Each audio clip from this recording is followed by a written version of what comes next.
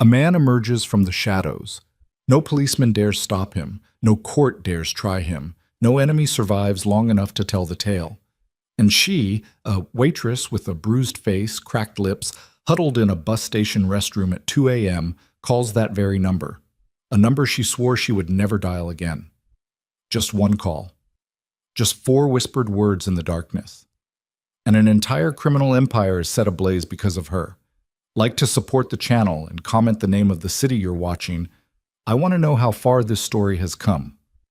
Don't leave, because what's about to happen will leave you breathless. The rain had been falling for 6 hours straight by the time Kaylin Voss walked through the emergency room doors for the 3rd time in 8 months. She walked slowly. Not because she was tired, though she was, bone-deep tired in the way that sleep couldn't fix anymore. She walked slowly because her left side hurt when she moved too fast, a dull grinding pressure beneath her ribs that flared white-hot if she twisted wrong. She kept her chin low.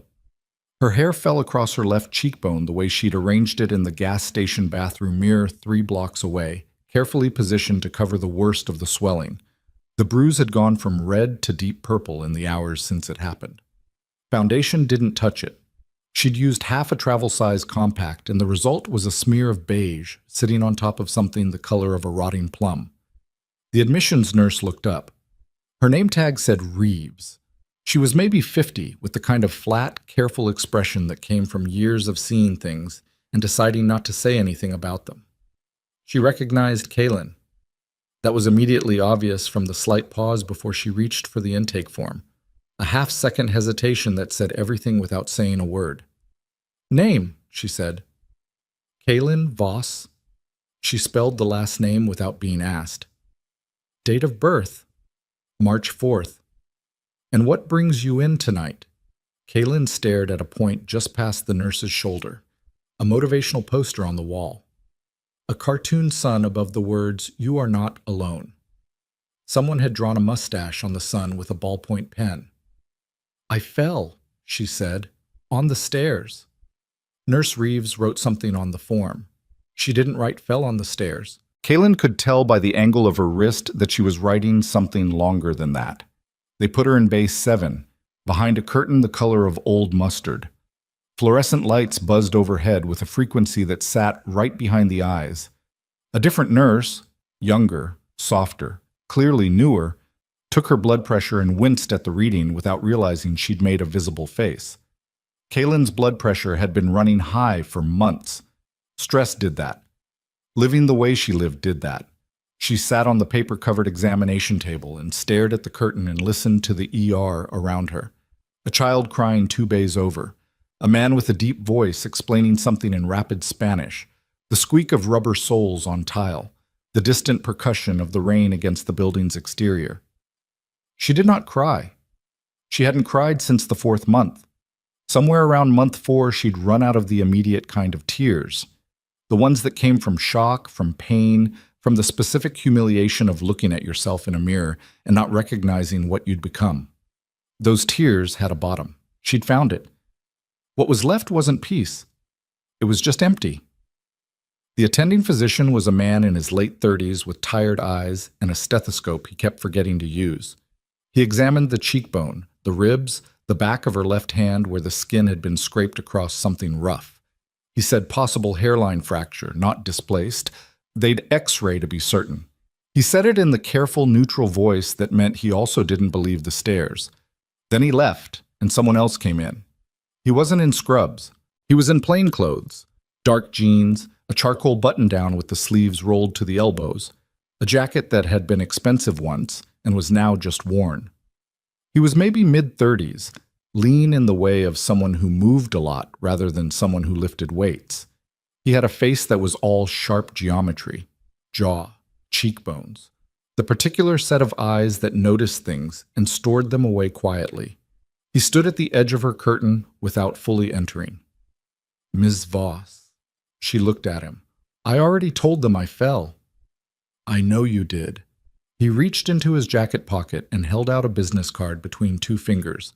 Didn't hand it to her, just held it out like an offering she could refuse. "My name is Detective Mercer Hale. I'm not here to take a report. I'm not here to pressure you into anything." Then why are you here? He set the card on the small table beside her bed, just placed it there and took his hand away. Third time in 8 months, he said without inflection. Same general injury pattern, different specific locations on the body, which suggests someone who varies the targets deliberately. That's not a person who loses control. That's a person who thinks about what they're doing. He paused. I'm here because I wanted you to have my number. That's all. Kaylin looked at the card. She didn't pick it up. He'll kill me, she said. She hadn't planned to say it. It came out flat, factual, like she was commenting on the weather. She heard it leave her mouth and didn't try to take it back. Detective Hale looked at her for a moment. Something moved through his expression. Not pity, which he would have hated, but something closer to recognition. The expression of a person who'd heard that sentence before and understood exactly how much weight it carried. I know, he said quietly, which is why I wanted you to have that. He left without another word. Kaylin sat with the business card on the table beside her and the rain on the windows and the fluorescent buzz overhead for a long time after that. Then she picked up the card, held it between her fingers, and set it back down. She did not call the police. She never called the police. The bus station on Decker Avenue ran 24 hours, which meant it attracted the specific population of people who needed a place to be at 2 a.m. that wasn't home. Kaylin was one of them. She'd gone back to the apartment while Derek was still passed out, the heavy, slack-faced unconsciousness that came after he'd been drinking. And she'd taken the duffel bag she kept behind the water heater.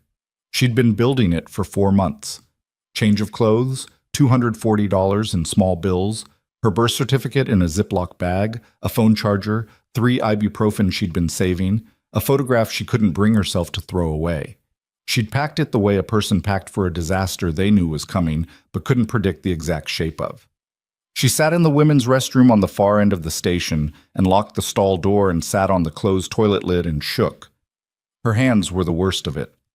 They wouldn't stop. Not the violent shaking of acute shock, but a fine, persistent tremor she couldn't will away.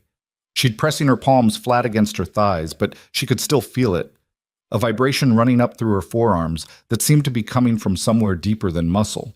From somewhere inside the architecture of her, some structural thing that was cracking. She pressed her back against the stall wall and breathed through her nose until her ribs allowed it. She needed somewhere to go. The list of options was short. Her mother was 3 states away and they hadn't spoken in 2 years. The estrangement was one of the first things Derek had engineered, systematically, so gradually she hadn't noticed until the distance was already too great to easily cross. Her coworker Tessa from the diner had offered once back in the early months, but Derek had shown up at the diner twice in 1 week after that, and the look on Tessa's face when he walked in told Kaylin everything she needed to know about putting other people in range of him.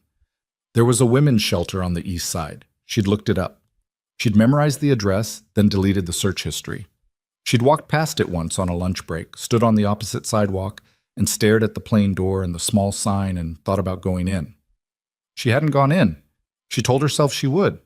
She didn't. So she sat in the bathroom stall and looked at her phone and felt the tremor in her hands and thought about all the places she couldn't go. Then she thought about the number. She'd had it for 2 years. She'd never deleted it despite everything, despite the fact that she'd left that world deliberately, despite the fact that keeping it felt like holding a grenade with the pin already pulled. It sat in her contacts under a false name, the name of a chain restaurant she'd once worked at in another city, so that even if Derek looked through her phone, he'd see nothing but what looked like a saved work number. She stared at the name for a long time. Her thumb moved before she'd made a conscious decision. The line rang once. Then silence. Not dead air, but the particular silence of a line that had connected to something, a presence without sound, someone listening. She said, "Can you come get me?" The voice that answered was low and unhurried. Not surprised, not warm exactly, but certain in a way that felt like a hand placed against something unsteady. "Tell me where you are." Her breath came apart at the seams. She told him. Bertrand, Lucien Vale. The newspapers had a complicated relationship with his name. They used it carefully, the way you use the names of certain chemicals, accurately, but with an awareness of what happened if you got careless.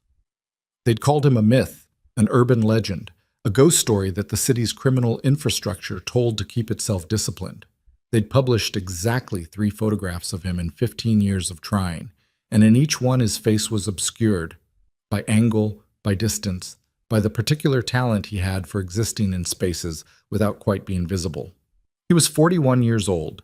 He ran a private equity firm with offices on the 32nd floor of a building downtown that appeared entirely legitimate from the outside. He also ran the operational structure that controlled 30% of the narcotics moving through Blackwater City's port, 4 of the city's most profitable underground gambling establishments, a protection network that covered roughly 60% of the city's major businesses, whether those businesses wanted it or not, and a system of informants woven into the police department and city government so thoroughly that the two had become nearly indistinguishable in places. Politicians attended his fundraisers. Judges played golf with his associates. 3 different federal investigations had approached him over the years and left without charges, which was either testament to his innocence or to the particular kind of insulation that money and careful organization provided. He was not a man who left the penthouse at 2:46 in the morning for anyone. Kaylin heard them before she saw them. The low rumble of engines, the specific pitch of heavy vehicles moving in convoy formation, different from ordinary traffic. She was standing outside the station's main entrance with her duffel bag and the rain coming down on her when the first black SUV rounded the corner. There were 4 of them. They moved in a loose diamond formation, unhurried, taking up the street the way that things take up space when they don't need to justify their presence. 2 men got out of the lead vehicle before it fully stopped, moving quickly, automatically, scanning the street in both directions with the specific efficiency of people who'd been trained to treat every environment as a potential problem. They were wearing dark coats over clothing that didn't quite conceal the bulk of what was underneath. The station emptied almost immediately, not in a panicked way, more the way a space clears when a pressure system moves through, people finding reasons to be somewhere else without quite understanding why they were moving. The rear passenger door of the second vehicle opened.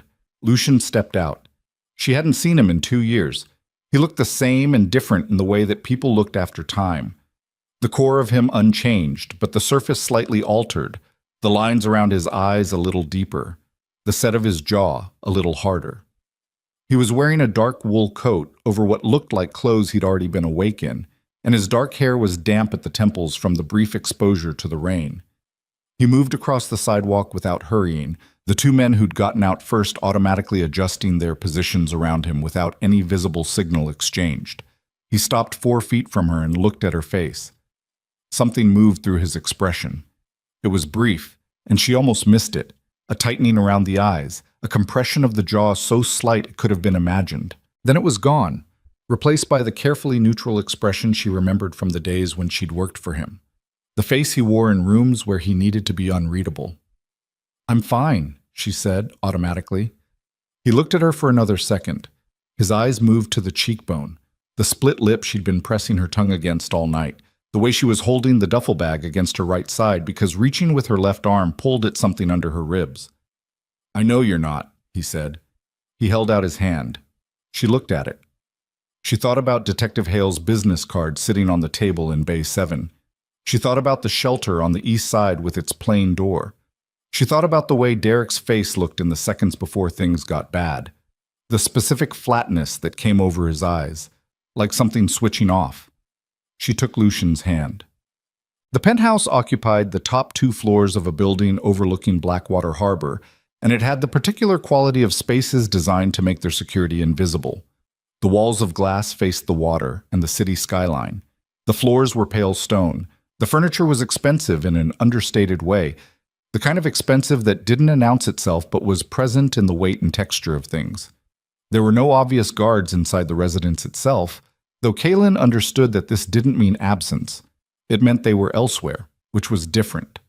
She stood in the main room and looked at the city through the glass wall and felt the distance from everything she'd left. The apartment, the diner, the bus station bathroom, and its flickering overhead light, as something almost physical, a pressure change, like surfacing.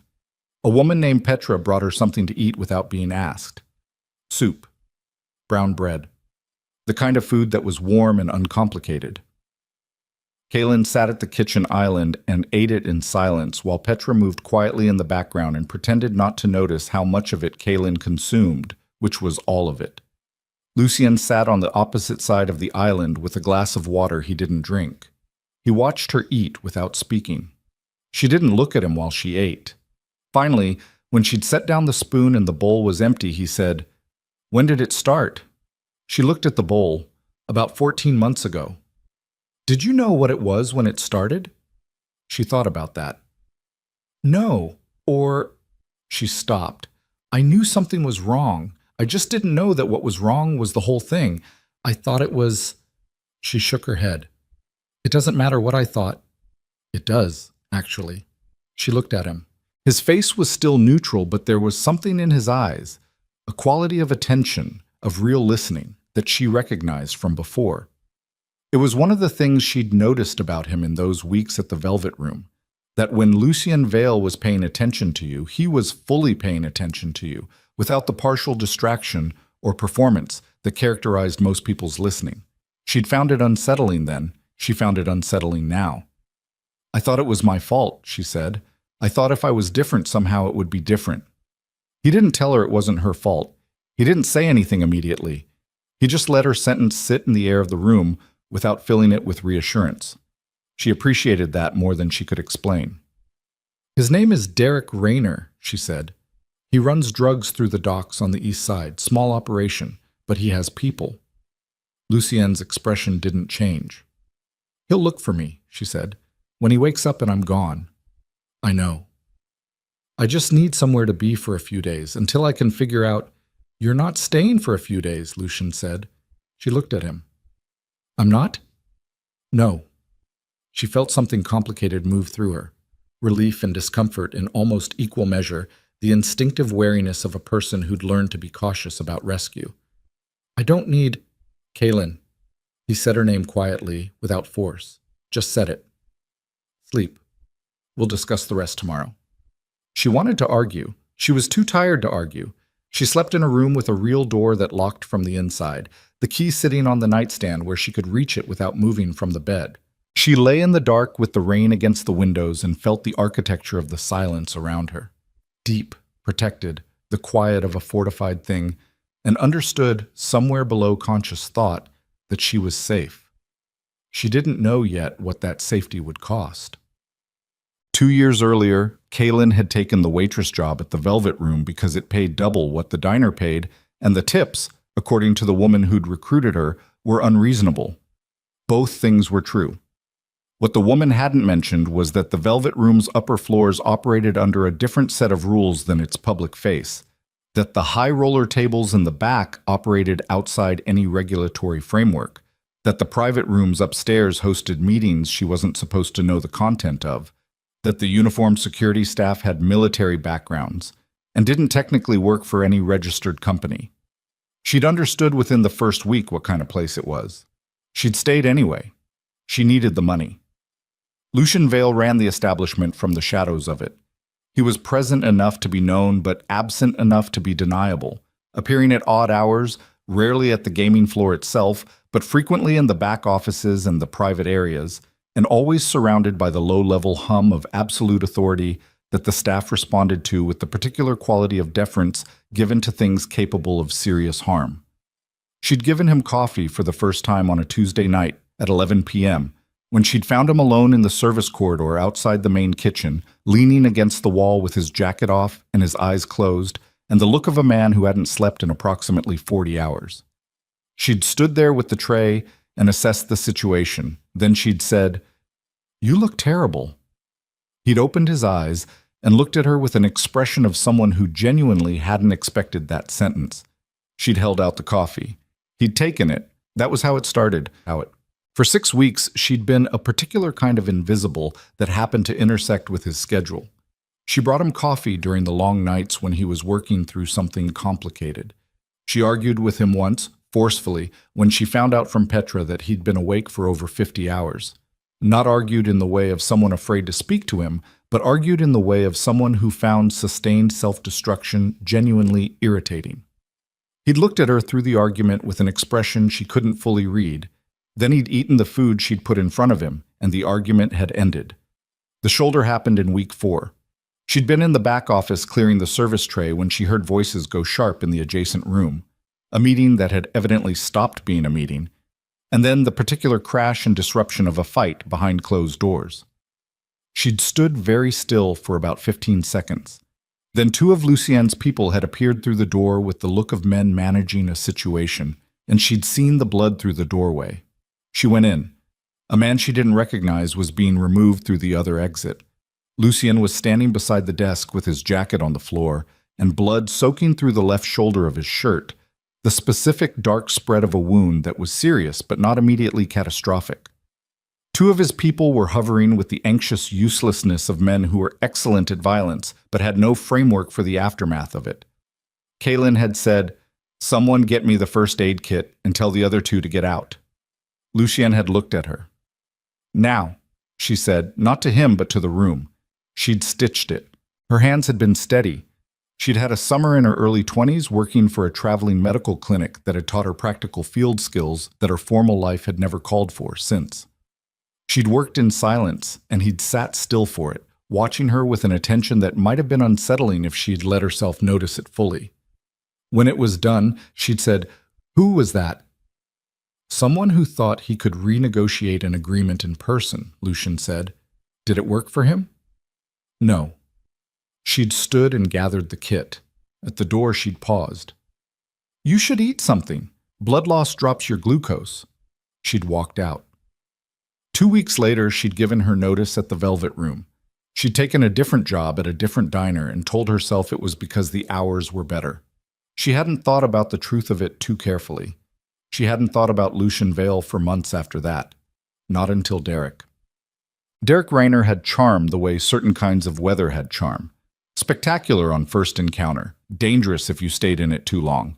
She'd met him at the diner 6 months after leaving the Velvet Room.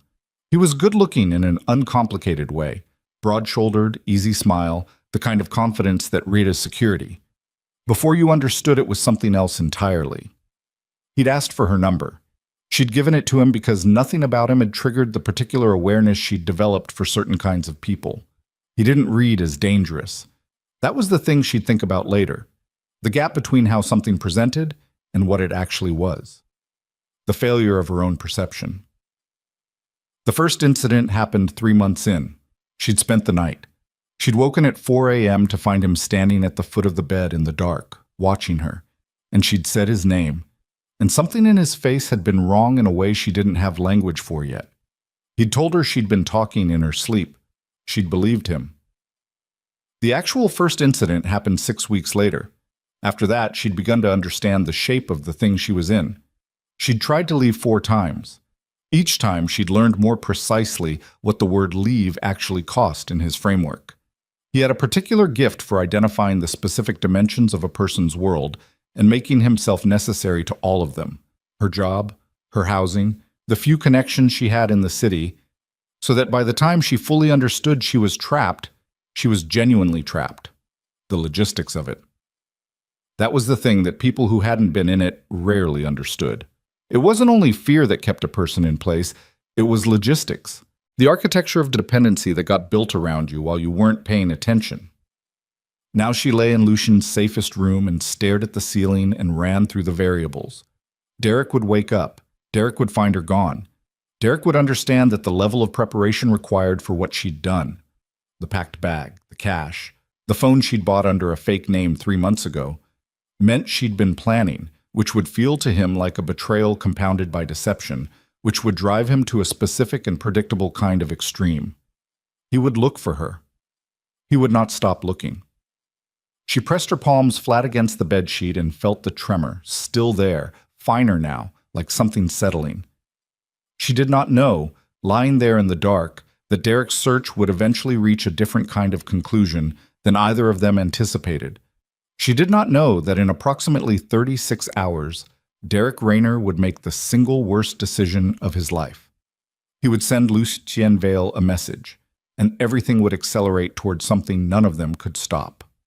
Morning came gray and wet, the city still soaked from the night before. Kaylin woke before 6. She lay still for a moment, listening to the rain, orienting herself through the unfamiliar quality of the silence. The particular quiet of a place with thick walls and serious security, different from the apartment's thin walls and the constant ambient sound of a building that couldn't afford to be properly insulated. She found Lucian in the kitchen. He was standing at the counter reading something on a tablet, a cup of coffee in his other hand. He was wearing a different shirt than the night before. The rest of him looked like he hadn't slept. She stood in the doorway. He looked up. "Coffee's made." She poured a cup. "He's already started looking," Lucian said, not raising his voice, not looking up from the tablet, just saying it. She set down the coffee cup. "How do you know?" "Because I have someone who monitors certain channels." She thought about what that meant, the infrastructure required to monitor Derek's channels, to already know by morning. She thought about the size of the machinery that had arrived at the bus station last night. "What did he do?" she asked. Lucian set down the tablet. He looked at her with the full attention again. "He contacted 2 of his suppliers before sunrise, asking them to put word out. He also went to the diner." He paused. "He told your co-worker Tessa that you were unstable, that you'd stolen from him, and he was worried about you." Kaylin felt it land. Not surprise. She'd known he'd go to Tessa, had known what shape that conversation would take. It was the particular exhaustion of being correctly predicted by someone who wanted to destroy you. "Is Tessa okay?" Something moved through Lucian's expression. It was brief. "She's fine." Kaylin wrapped her hands around the coffee cup and looked out at the harbor. The water was dark and choppy, white-capped in the wind. A container ship moved slowly through the distance, indifferent. "He's going to escalate," she said. "Yes. When he can't find me, he's going to—" She stopped. She was going to say, "do something terrible," but the words were insufficient and also obvious. She pressed her lips together. "He doesn't respond to not getting what he wants." "I know what he is," Lucian said. She looked at him. "Do you?" Derek Rayner, 29 years old, runs a distribution operation out of a warehouse on Pier 17 for a supplier named Costas Venn. Small operation by volume, but reliable, which is why Venn keeps him. 2 prior arrests, no convictions. The second arrest was domestic. The case was dropped. She stared at him. "I looked into you before I came last night," he said. Simply. Like that was a normal thing. She should have found that unsettling. She found it, instead, something she didn't have a clean word for. The complicated feeling of being known by someone powerful who had chosen to come anyway. "What are you going to do?" she asked. Lucien picked up his tablet again. He looked at the screen for a moment. "Handle it." "That's not an answer." He looked up. "I need to know what handle it means," she said. Her voice was steady, but her hands were not entirely. She pressed them flat against the counter. "I need to know because I'm the one sitting in the middle of it, and I don't—" She stopped. She started again. "I don't want anyone—" "Kaylin." She stopped. "Let me manage this," he said quietly. "That's all I'm asking." She looked at him for a long moment. In that moment, she was aware of all the things she didn't know about what happened inside the machinery of Lucien Vale's world. The things that happened in adjacent rooms behind closed doors. The gap between what a person presented and what they actually were. She'd thought that thought before, about someone else. And look how that had ended. She picked up her coffee cup. "Okay," she said. She wasn't sure yet if she meant it. What she was sure of was this. Somewhere on the other side of the city, Derek Rayner was awake and angry and beginning to understand that he'd been left. And in his particular psychological architecture, there was only one direction that realization traveled. Toward her. Always toward her. She drank her coffee and watched the harbor and felt the tremor in her hands finally begin to still, just slightly, just the smallest fraction. And somewhere in the back of her mind, beneath the exhaustion and the fear and the complicated weight of being here in this place with this man, a different kind of awareness was beginning to form. Something was coming. She didn't know yet that Derek was already making calls he shouldn't have been making, calls that reached past his own level, into the territory of a rival organization that had been waiting for exactly this kind of opening. She didn't know that by reaching out to those people, Derek had just handed them something they'd been looking for years. A direct line to Lucien Vale's one visible vulnerability. Her. 3 days passed. They passed in the particular slow-motion quality of a held breath, each hour edged with the awareness of something building outside the penthouse walls, the way you felt a storm in the barometric pressure before you could see it in the sky. Kaylin moved through Lucian's space carefully, the way you moved through someone else's world when you weren't sure yet of the rules, keeping her footprint small, staying close to the walls. She explored the penthouse the way she explored everything unfamiliar, systematically, without making a show of it. The main floor was living space. The glass wall, the kitchen, a long dining table that looked like it hadn't been used for its actual purpose in years.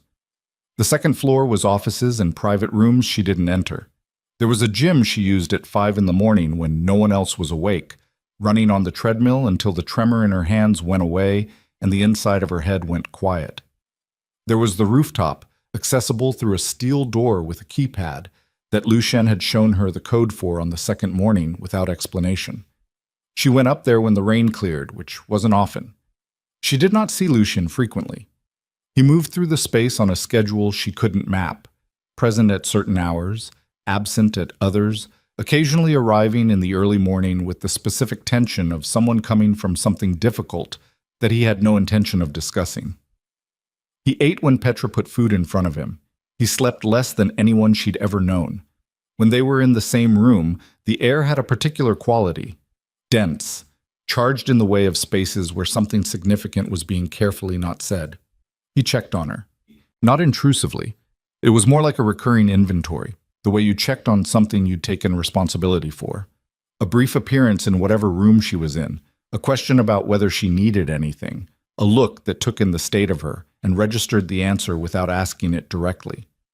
She found it alternately reassuring and irritating in a ratio that shifted depending on how much sleep she'd gotten. On the morning of the 4th day, Petra came to find her. Petra Voss, no relation, Kaylin had established immediately, with the particular reflexive speed of someone who'd spent years managing her surname's associations, was 62 years old and had been running Lucian's household since before Kaylin was born. She was compact and gray-haired and had the precise efficiency of someone who'd survived decades in proximity to serious power by being indispensable and invisible in equal measure. She did not explain things she didn't think required explanation. She did not discuss her employer. She came to the kitchen where Kaylin was sitting with coffee and the view and said, "There's a situation. He wants you to stay on this floor until he tells you otherwise." Kaylin looked up. "What situation?" "He'll explain when he can." "Can you give me a general?" "I can't." Petra's expression wasn't unkind. "Please stay on this floor." She left. Kaylin sat with her coffee for approximately 4 minutes. Then she went to find Lucien. He was on the second floor in the room he used as a primary office. She'd cataloged it through the open door on her second day, 3 screens on a standing desk, a whiteboard covered in notations she hadn't been close enough to read, windows that faced the city rather than the harbor. The door was half open. She pushed it the rest of the way. There were 2 other men in the room. She recognized one of them, Callum, tall and blonde with a scar running through his left eyebrow, who functioned as something between chief of security and chief of staff and never spoke to her directly. The other man she didn't recognize. He was older, heavy-set, with the face of someone who'd been delivering bad news professionally for years and had made his peace with it. All 3 of them looked at her when she came in. Lucien's jaw tightened by a fraction. "Petra told me to stay downstairs," Kaylin said. "I know. I'm not doing that." A beat of silence. The unrecognized man looked at Callum. Callum looked at the wall.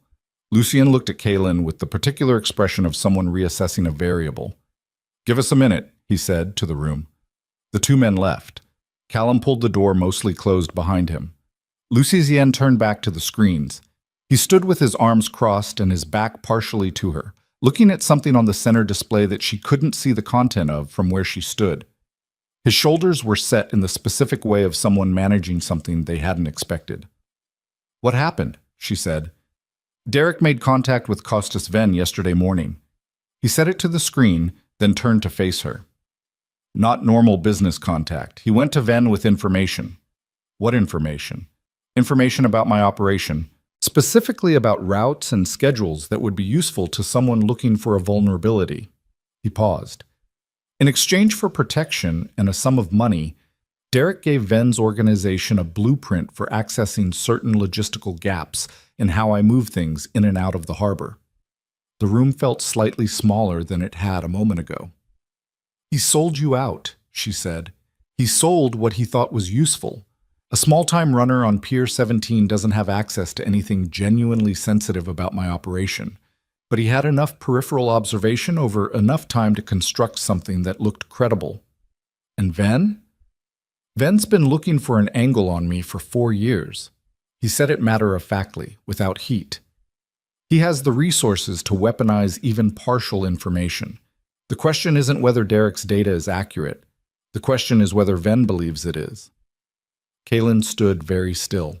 She was processing the specific shape of what she'd caused, not by intention, not by action, but by existence, by being the person that Derek would sacrifice anything to find, including the safety of whatever information proximity to her world had given him.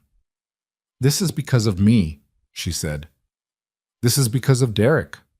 "Lucien, do not do that," he said. His voice was quiet and completely level. "Do not take the architecture of someone else's choices and build yourself a room inside it." She looked at him. He held her gaze for a moment. Then he turned back to the screens. "Ven will move on the information within the week. We have time to address it." "Address it how?" He didn't answer immediately. He pulled up something on the left screen. A map of the harbor district, she thought, with overlays she couldn't interpret from the distance. "The routes get changed tonight," he said. "Certain personnel get relocated. There are 2 people in my organization who were positioned to be visible to Derek in ways that created his access to that information. Those positions get restructured." She heard the careful neutrality in that last sentence, heard what it didn't say. "What does restructured mean?" she asked. He looked at her. She held his gaze. "I need you to tell me what that means." A pause. He uncrossed his arms. "It means they move to different roles with different visibility. Nothing permanent." He said it without looking away, and she understood that he understood what she was actually asking, and that he was choosing to give her the honest answer. She let out a breath. "And Derek?" she said. His expression shifted very slightly, just the eyes. "Derek is a separate matter." "That's not an answer." "It's the answer I have right now." She wanted to push. She could feel the shape of what she wanted to say sitting at the back of her throat. Something about limits, about what she could and couldn't be inside of, about the difference between protection and something else. But she looked at his face and saw the actual weight in it. Not the criminal architect running calculations, but something underneath that, something tired and careful and more complicated. And she held the words back. "Okay," she said.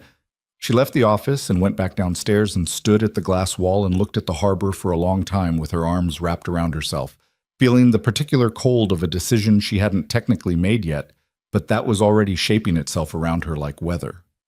Tessa called that afternoon. Kaylin saw the name on the burner phone screen and felt her stomach drop 3 floors. She answered. "He came back," Tessa said. No preamble. Her voice had a tight, controlled quality that meant she was trying very hard to sound like she wasn't scared. "Last night, after close, he was waiting in the parking lot." "Tessa, I'm okay. I just..." A breath. "He asked me where you were. I said I didn't know. He said he didn't believe me. He said..." She stopped. "What did he say?" "He said you were sick, that you'd done something, that whoever was hiding you was going to find out who they were dealing with." Kaylin pressed the phone hard against her ear and stared at the floor. "He said it like he meant it about a specific person," Tessa said. "Like he wasn't just talking about me." "He doesn't know where I am." "Kaylin, he had someone with him. Not one of his usual, I know his usual people. This guy was different, older. He stayed in the car, but I saw him." "What did he look like?" "Big, gray hair, cut short. He had a tattoo on his neck. I couldn't see it clearly, but it looked like..." She paused. "I don't know. It looked like a company logo almost. A circle with something inside it." Kaylin carried that description upstairs without running, though her body wanted to run. Oop. Callum identified the tattoo from her description in under 4 minutes, which told her the description was familiar.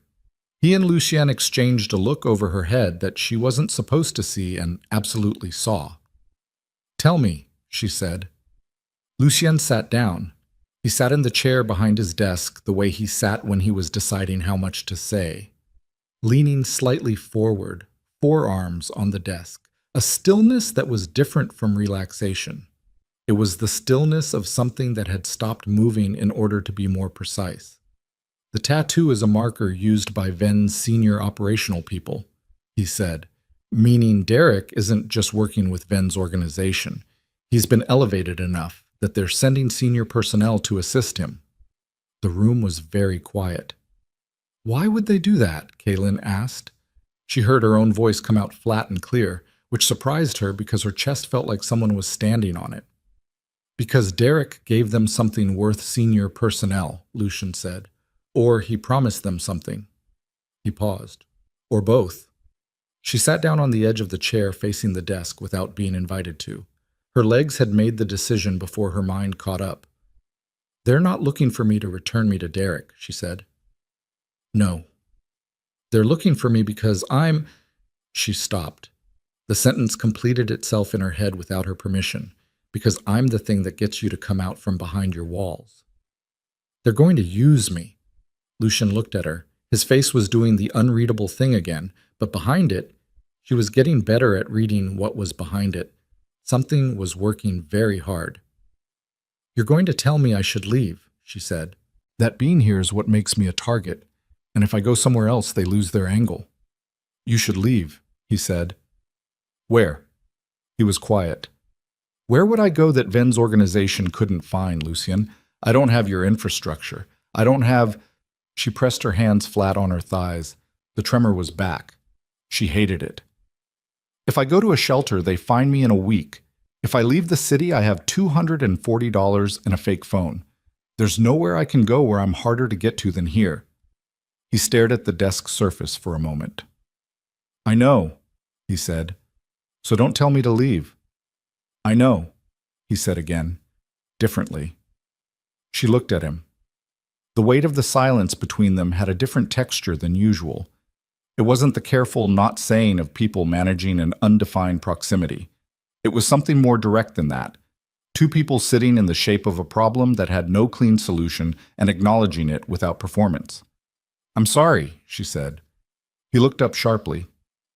"I called you," she said. "I made this happen." "Kaylin, I know what you're going to say, but it's still true that I called you, and this is the result, and I need to say it." She held his gaze. "I'm sorry it landed on you." He looked at her for a long moment. Something shifted in his face. Not the surface of it, but the thing underneath, the thing she caught in glimpses and couldn't quite name. His jaw moved slightly, the way it did when he was deciding whether to say something. "You stitched my shoulder in that office without being asked," he said finally. "You argued with me about eating. You treated me like a person in a building full of people who treated me like something else." He paused. "You don't owe me an apology for calling." She looked at the desk. "I kept your number," she said. "I know. For 2 years. I know that too." The silence between them this time was different from all the other silences. She was aware of his hands on the desk, the particular quality of his stillness, the distance between where she was sitting and where he was sitting, and the fact that it was not a large distance. She stood up before the moment could become something she didn't have the structural integrity for right now. "Okay," she said. "What do we do?" He stood too, back to the screens, back to the maps and the calculations. The professional distance reasserting itself with the efficiency of a man who'd had a lot of practice at it. "We let them look," he said, "and we prepare for what happens when they find what they're actually looking for." She didn't ask what that meant. She understood what that meant. She went downstairs. That evening, Lucian came to the kitchen while she was making tea, which she was doing because her hands needed something to do and there was nothing else available. He came in without announcing himself and stood at the counter and watched her for a moment. "Tell me something," he said. She looked at him. When you left the velvet room, why did you actually leave?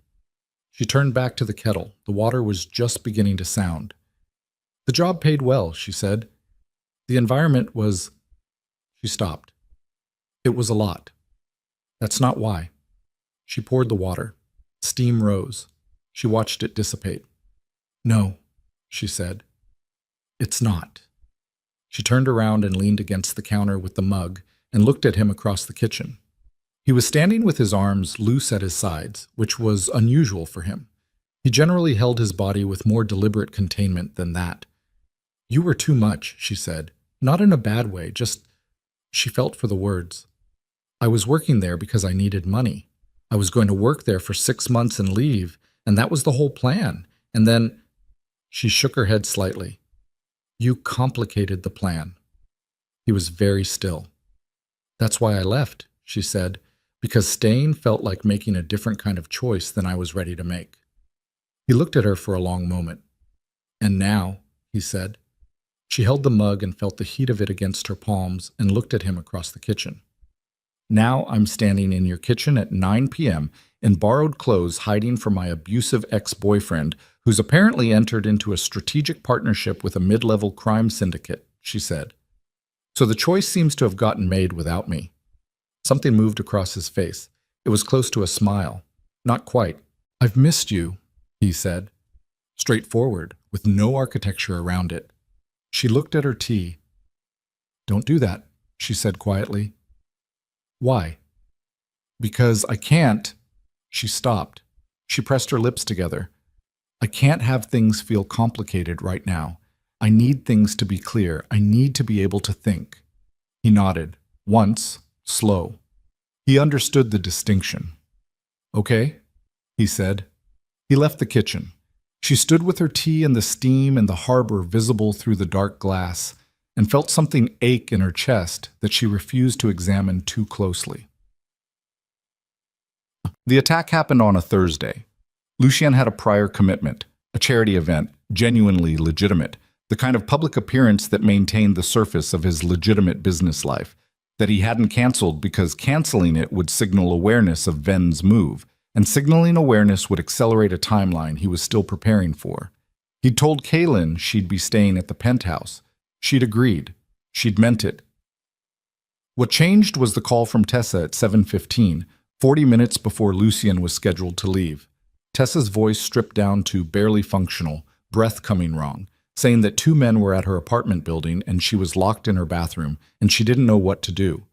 Kaylin had said, "Don't open the door. Call 911. Right now, Tessa." "I did," Tessa said. "They're not here yet." "Stay on the phone with them." "Kaylin, they have a photo of you. I saw it through the peephole when they showed the landlord. They're looking for you." She'd hung up and gone to find Lucien. He was in his bedroom getting ready for the event, tie half knotted, jacket on the bed. He looked at her face when she came through the door and stopped what he was doing. She told him. He was on the phone within 30 seconds, terse instructions she could only partially follow, redirecting 2 personnel to Tessa's building. Then he looked at Kaylin. "You're staying here. Tessa is being handled."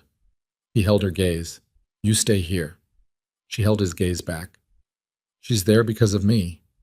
Everything right now is because of Derek's choices and Ven's agenda, not yours." He picked up the jacket. His movements were quick and precise, the movements of someone shifting operational modes.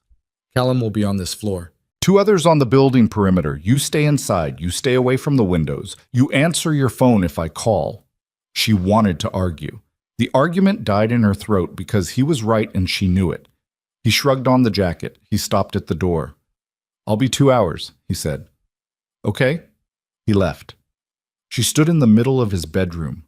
The unfamiliar intimacy of that, standing in the space of him, the made bed and the dark wood furniture and the faint smell of whatever he used, and breathed. Callum appeared in the hallway. "Miss Voss, this floor, please." She went back downstairs. An hour into the event, Lucien's convoy was on the bridge.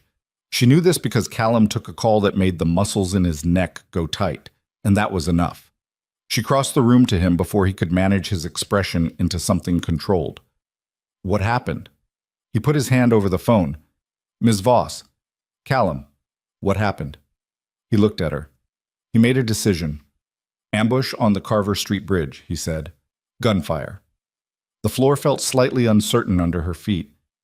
Is he... I don't have confirmation of status yet. He was back on the phone before she could speak again, rapid and low, navigating something she wasn't part of.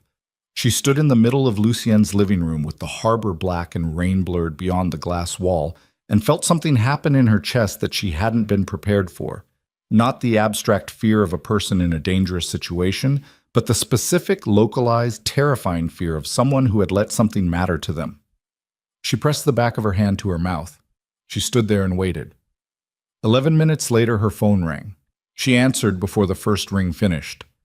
Lucien's voice, rough at the edges, slightly compressed, the voice of someone in motion, dealing with something physical, managing pain or adrenaline or both. I'm upright, he said. She closed her eyes. The convoy was hit, he said. We're off the bridge. 2 of my people took injuries. A pause. And in the pause she heard something beneath the operational report. Something he was deciding whether to say. Kaylin. I'm here. It wasn't random. Another pause. She heard the sound of him moving, a door, a change in background noise. When he spoke again, his voice was lower. They knew the route. They knew the timing. Another beat. Derek didn't just give Ven information about the harbor operation. He gave them tonight's schedule. She was very still. Someone got that information to him recently, Lucian said, within the last 48 hours, which means someone inside my organization is still in contact with Derek or with Ven's people. The implications assembled themselves in her mind with a clarity that felt like cold water. There's a leak, she said. Yes. Someone who knew about tonight. Someone who knew about tonight and about the route. He paused. And about you. She felt the hairs on the back of her neck rise. Lucien! Stay exactly where you are, he said. His voice had dropped to something very quiet and very precise. Don't open the door for anyone except Callum. If Callum leaves that floor, you go to the second stairwell and you call me directly. What are you? I'm 20 minutes out. Don't move. The line went dead. She stood in the living room with the dead phone in her hand and the rain against the glass, and the city spread below her in all its cold indifference, and thought about what he'd just said. Someone who knew about you. Inside his organization, which meant that the place she'd believed was the safest she could be. The sound behind her was very small, just the faint change in air pressure of a door that had been opened somewhere it shouldn't have been. She turned around slowly. Callum was not in the room. Callum had been in the room 30 seconds ago. The hallway leading to the secondary entrance was dark, in a way it hadn't been dark before. The motion sensor light that activated automatically the motion sensor light in the hallway was dark. Kaylin stood in the center of the living room with the dead phone in her hand and looked at that darkness and felt her body understand something before her mind caught up. A primal recalibration, every system shifting simultaneously, the hair on her arms rising in the cold air that was coming from a direction it hadn't been coming from 30 seconds ago. She did not call out. She did not move toward the hallway. She moved sideways, slowly, toward the kitchen island, keeping her body low and her back to the glass wall where the city lights behind her would make her a silhouette, which was bad, but the kitchen island was cover, which was better. She moved the way she'd learned to move in the apartment, without sound, without sharp corners, making herself small and predictable to no one. She pressed her back against the kitchen island and breathed through her nose. The secondary entrance was a service corridor that came up from the building's freight elevator. She'd cataloged it on day 2, noted that it required a key card that only building staff possessed, noted the motion sensor, filed it as a structural fact without fully applying its implications. She was applying them now. Callum had been standing 6 feet from the hallway entrance 30 seconds ago. He was not standing there now. She reached behind her without looking, and her hand found the knife block on the counter, and her fingers wrapped around the handle of the largest knife in it. A chef's knife, heavy, balance point toward the blade, and she pulled it free without sound. She held it at her side, and she waited, and she breathed. Footsteps, single set, moving with the careful placement of someone trying to be quiet, which told her several things. One person, not rushing, not certain of her location. Hunting. Then a voice from the hallway, and her stomach dropped. "Miss Voss?" Callum. His voice had the same flat quality it always had. No elevation, no stress markers. She held the knife and did not answer and tried to reconcile what she was hearing with what she was feeling, which was that something was profoundly wrong. "I know you're in there," he said, still from the hallway, not advancing yet. "Put down whatever you picked up. I'm not going to hurt you." She said nothing.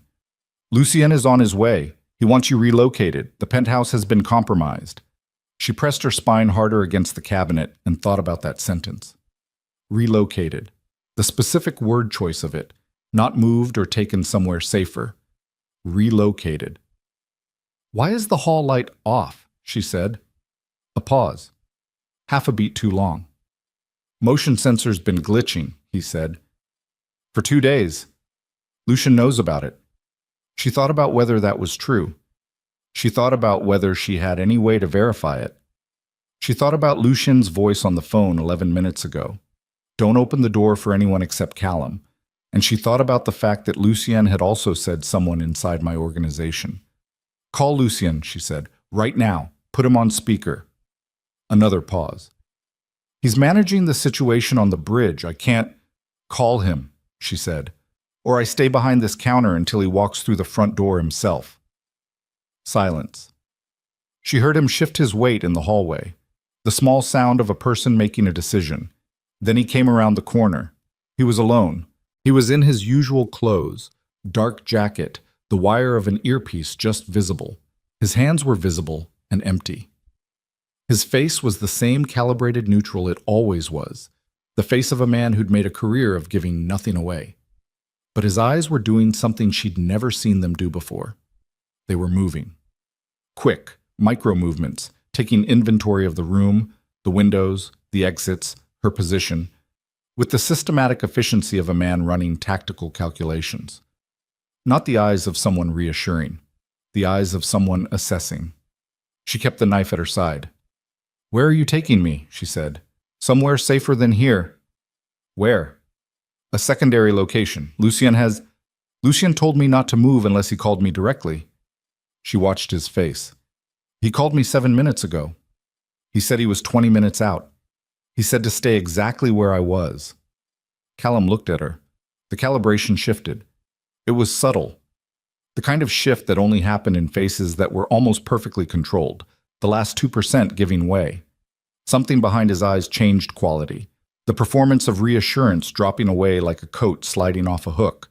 And what was underneath it was not hostile exactly, but it was cold and it was decided, and it was the expression of a person who had already done the math on this situation and arrived at an answer she was not going to like. "Put the knife down," he said. "No," she said. "Kaylin, tell me who's waiting downstairs." His jaw moved. He looked at her for a long moment, and she could see him calculating, running scenarios, deciding how much of the truth served his current objective. "Ven's people sent a team," he said finally, "to the building. They came up the freight corridor." He said it without inflection, without apology, like he was reading a weather report. "I'm taking you down before Lucien gets here. You go quietly. Nobody in this building gets hurt." The room made a sound that she realized after a moment was her own breath. "You," she said. "Ms. Voss. You're the leak." She heard her own voice come out strange. Not loud, not breaking, but stripped of everything except the bare mechanical function of speech. "You've been in contact with Ven." He looked at her with the flat patience of a man who didn't see the point of the conversation, but was willing to let it run its course. "How long?" she said. "Long enough." "Did you give them the route tonight, the bridge?" Something moved through his face. The first actual emotion she'd seen there. Not guilt, but something adjacent to discomfort. "That wasn't supposed to go the way it went." "People got shot, Callum. I know that."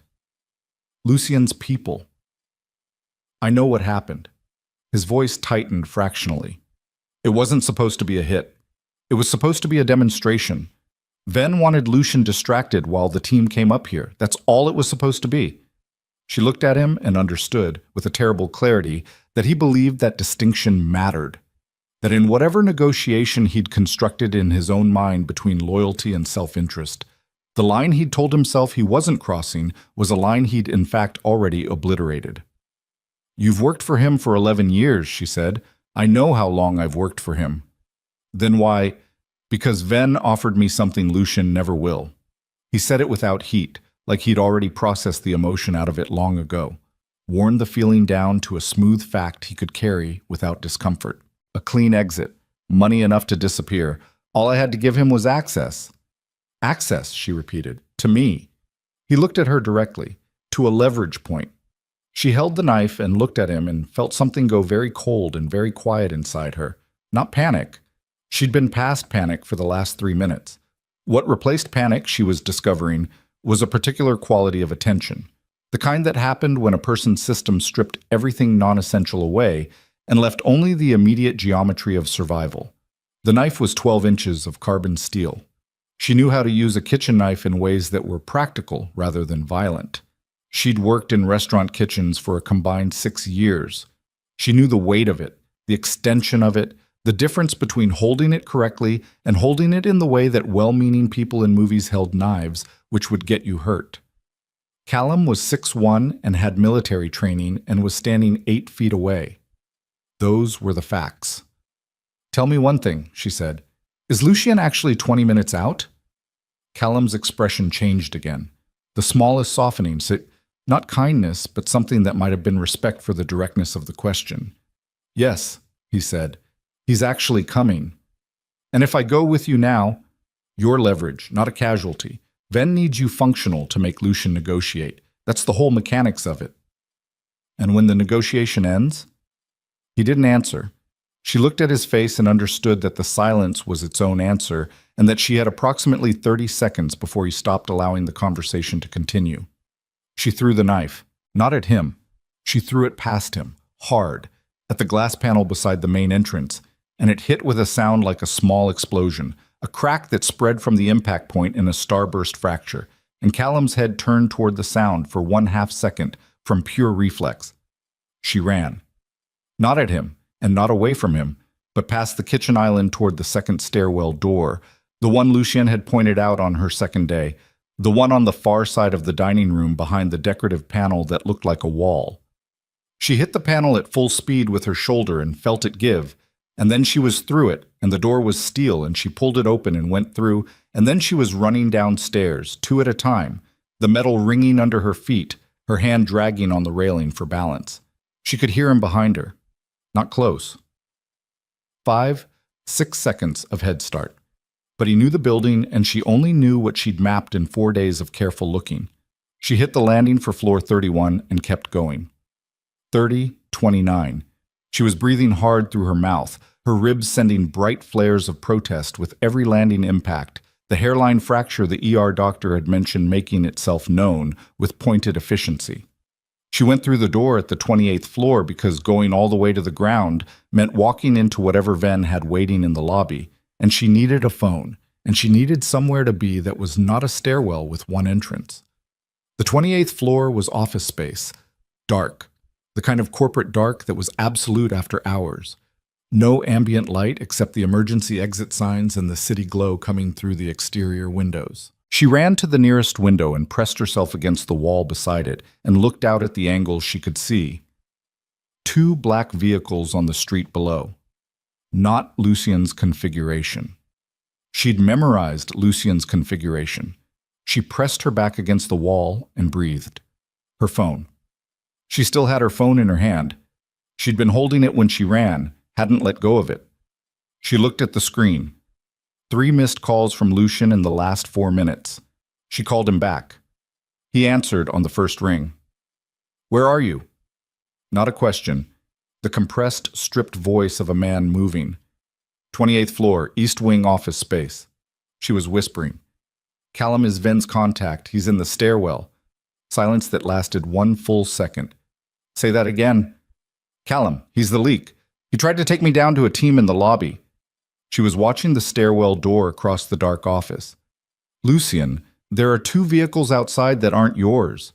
She heard him speak to someone else. Low, rapid, entirely controlled. And then he was back. Do not move from that floor. I'm 6 minutes out. I'm sending 2 people up the north stairwell right now.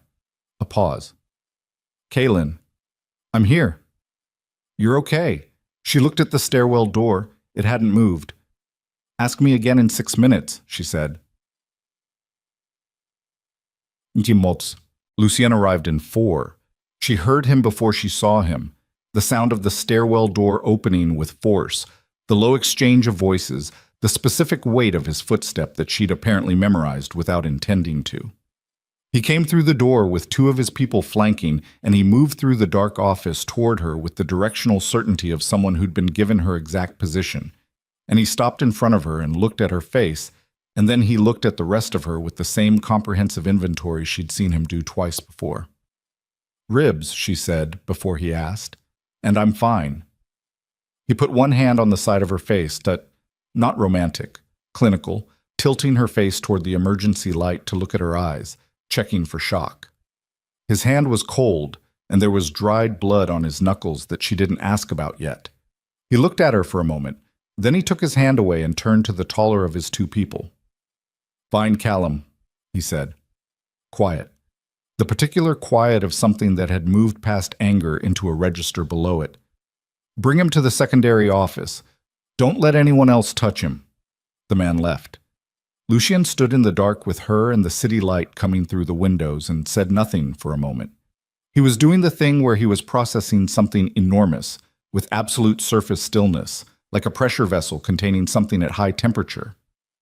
11 years, he said finally. I know. He was at my father's burial. He said it to the window, flat. He helped me build the operational structure from the ground up. She didn't say anything. There was nothing useful to say. He turned from the window. Let's go, he said. Callum was in the secondary office on the 35th floor, a room she hadn't seen before, stripped down, a table and chairs and nothing on the walls, and the particular quality of a space designed for conversations that didn't leave it. 2 of Lucian's people stood at the door. Callum sat in the chair at the table, with his hands visible and his face arranged in the same neutral expression as always, which under the circumstances was either impressive or monstrous. Lucien sat across from him. Kaylin stood against the wall. Lucien looked at Callum for a long time without speaking. Callum met his gaze. Tell me the shape of it, Lucien said. Callum looked at the table surface. Something shifted in his expression. The first genuine thing she'd seen from him all night. A kind of fatigue that went deep. 14 months, he said. Ven approached me through an intermediary. He stopped, started again. I was in a position I couldn't get out of alone. Money. A situation with a former associate that had gotten complicated. He said it without asking for sympathy and got none. Ven offered to resolve it in exchange for access. Access meaning what specifically? Schedules, routes, personnel movements. He paused. Nothing structural. I didn't give him the operational framework. I drew a line. You drew a line, Lucien said. Something in his voice made the room feel smaller. I drew a line and Ven moved it 3 times, Callum said. That's how it works. You give a small thing and then the thing grows, and by the time you understand the size of it, you're already past the point where you can... He stopped. The bridge tonight, Lucien said. Callum's jaw tightened. I gave them the route. I was told it was for positioning, for putting pressure on you to negotiate. I was not told there would be a weapons team. But you gave the route. Silence. Ramos took 2 rounds, Lucien said. He's in surgery right now. The color shifted slightly in Callum's face. And you tried to take her, Lucien said. That was the arrangement. She goes to Ven as leverage. You negotiate. She comes back unharmed when you come to terms. He said it with the careful precision of a person reciting an agreement that had seemed reasonable at one point and now sounded like something else entirely. Nobody was supposed to get hurt. Ramos is in surgery, Lucien said again. Callum looked at the table. Lucien sat in perfect stillness for a long moment. His hands were on the table, flat, the dried blood still on his right knuckles, and she watched his face and saw something happening behind it that was enormous and contained, and she understood that what she was watching was a man deciding what kind of person he was going to be in the next 30 seconds. He looked at Callum for a very long time. "Where's Ven's team now?" he said. "They pulled back when you arrived. Standard protocol. If extraction isn't clean in the window, abort and reassemble." "Where do they reassemble?" Callum looked at him. "Where?" Lucien said. The same quiet. The register that had moved below anger. Callum gave him an address on the south side. Slowly, precisely. Like a man paying a debt he'd been accumulating for a long time. Lucien stood. He looked down at Callum for a moment. Then he looked at the two men at the door and gave an instruction she couldn't fully hear, and then he looked at Kaylin and said, "Come with me." She followed him out of the room. In the corridor, she said, "What are you going to do with him?" Lucien walked. She walked beside him. "Handle it," he said. She stopped walking. He took 2 more steps before he noticed and stopped and turned. She looked at him. "Lucien." "Kaylin." "He was going to hand me to Ven," she said. "I know that. I was there." She held his gaze. "But he told you where they are. He gave you what you asked for." Lucien looked at her. His face was doing the unreadable thing with something different underneath it now. Not the careful containment of the penthouse, but the raw-edged exhaustion of a person who had just discovered that something they'd built their trust on for over a decade was hollow. "He put you in a position where you were alone in a dark building with people coming up through the freight elevator," he said. "I know." "He gave Ven's people the route that put Ramos in an operating room." "I know that too." She pressed her hands flat against her thighs, the gesture she'd developed for the tremor, and held his gaze. "I'm not asking you to forgive him. I'm not asking you to keep him close to you. I'm asking you what handle it actually means." He looked at her for a long moment. "I don't know yet," he said. She believed him. She started walking again. The South Side address was a warehouse on the industrial border of the Harbor District. Not one of Lucian's, one of Ven's. A location Callum had been feeding information from and about in both directions for 14 months, like a man standing in 2 streams simultaneously and believing he could control the current of each.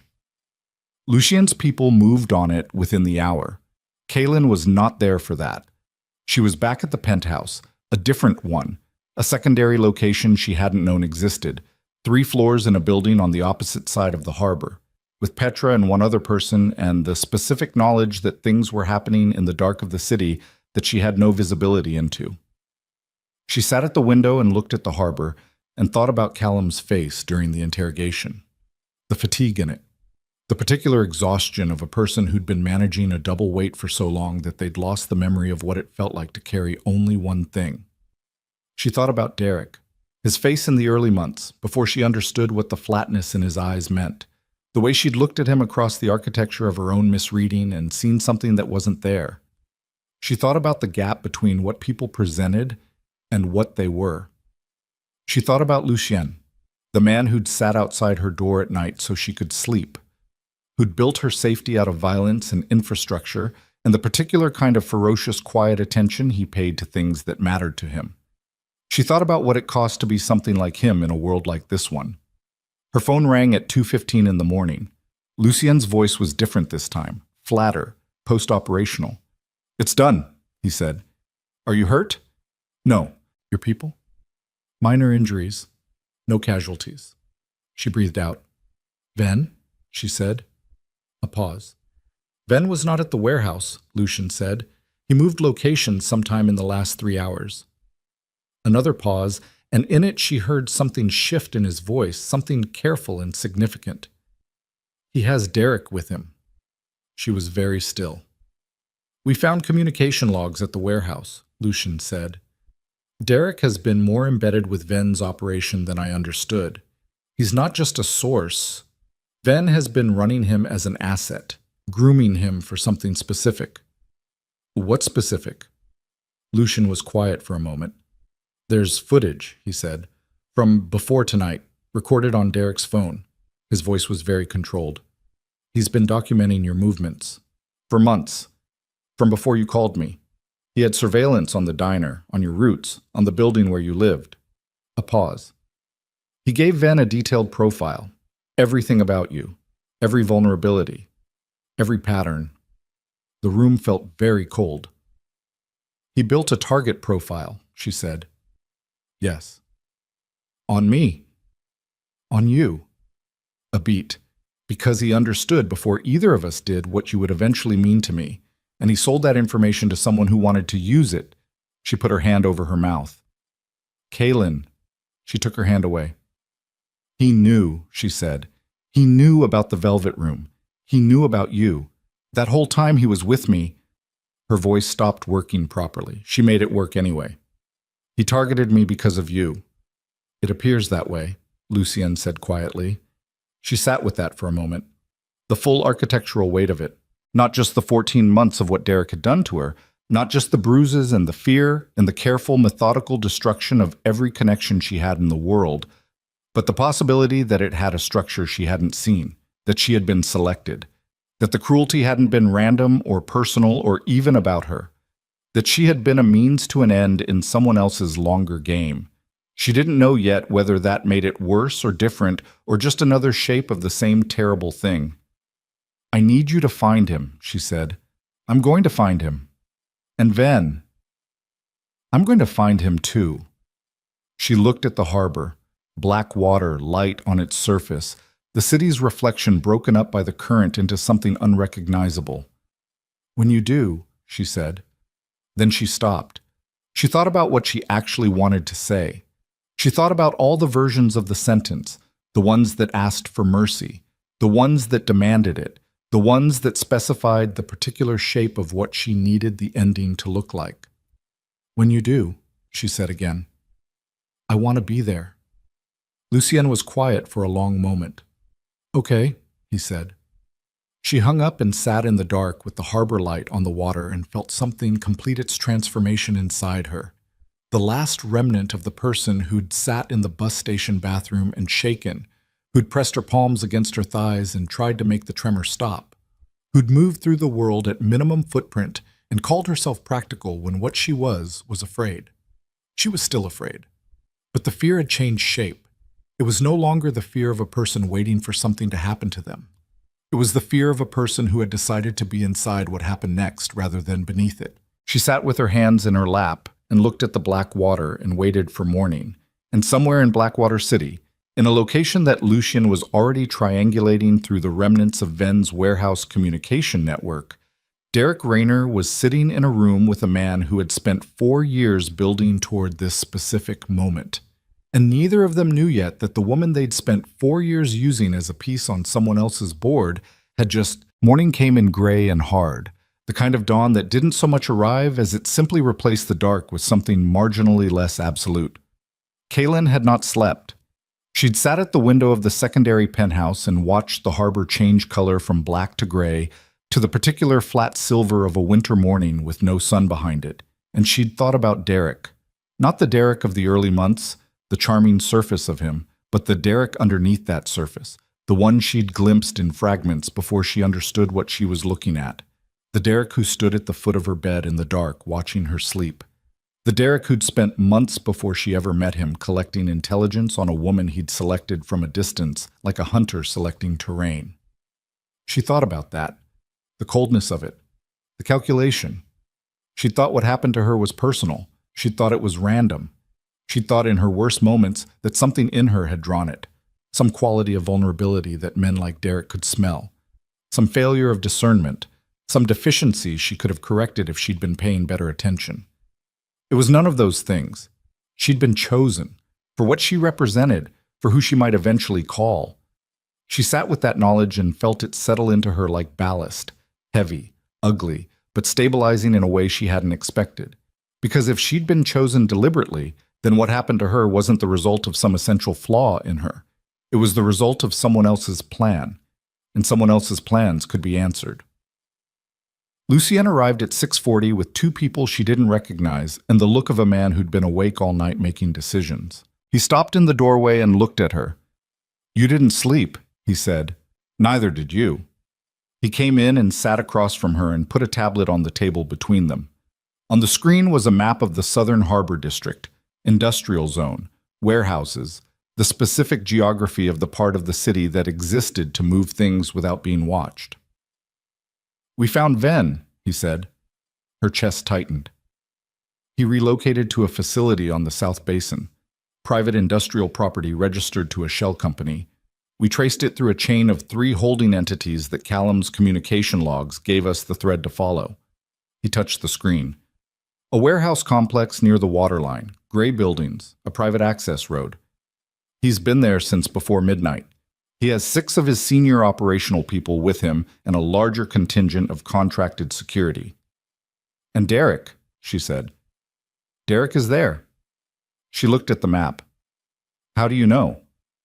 Because Derek called someone from inside the facility at 3 a.m. His burner phone. He called a woman named Sandra Kress who used to run product distribution for his operation at Pier 17. He told her to liquidate his assets and wire the money to an account in a city he didn't name. Lucian paused. People who plan to come back don't liquidate their assets. She understood what that meant. He's leaving with Ven, she said. He's leaving with Ven when Ven decides the Blackwater operation is resolved, which means they're not done yet. She looked at him. What do they still need? Lucian held her gaze. They need me to come to them. She looked at the map again. The warehouse. The water.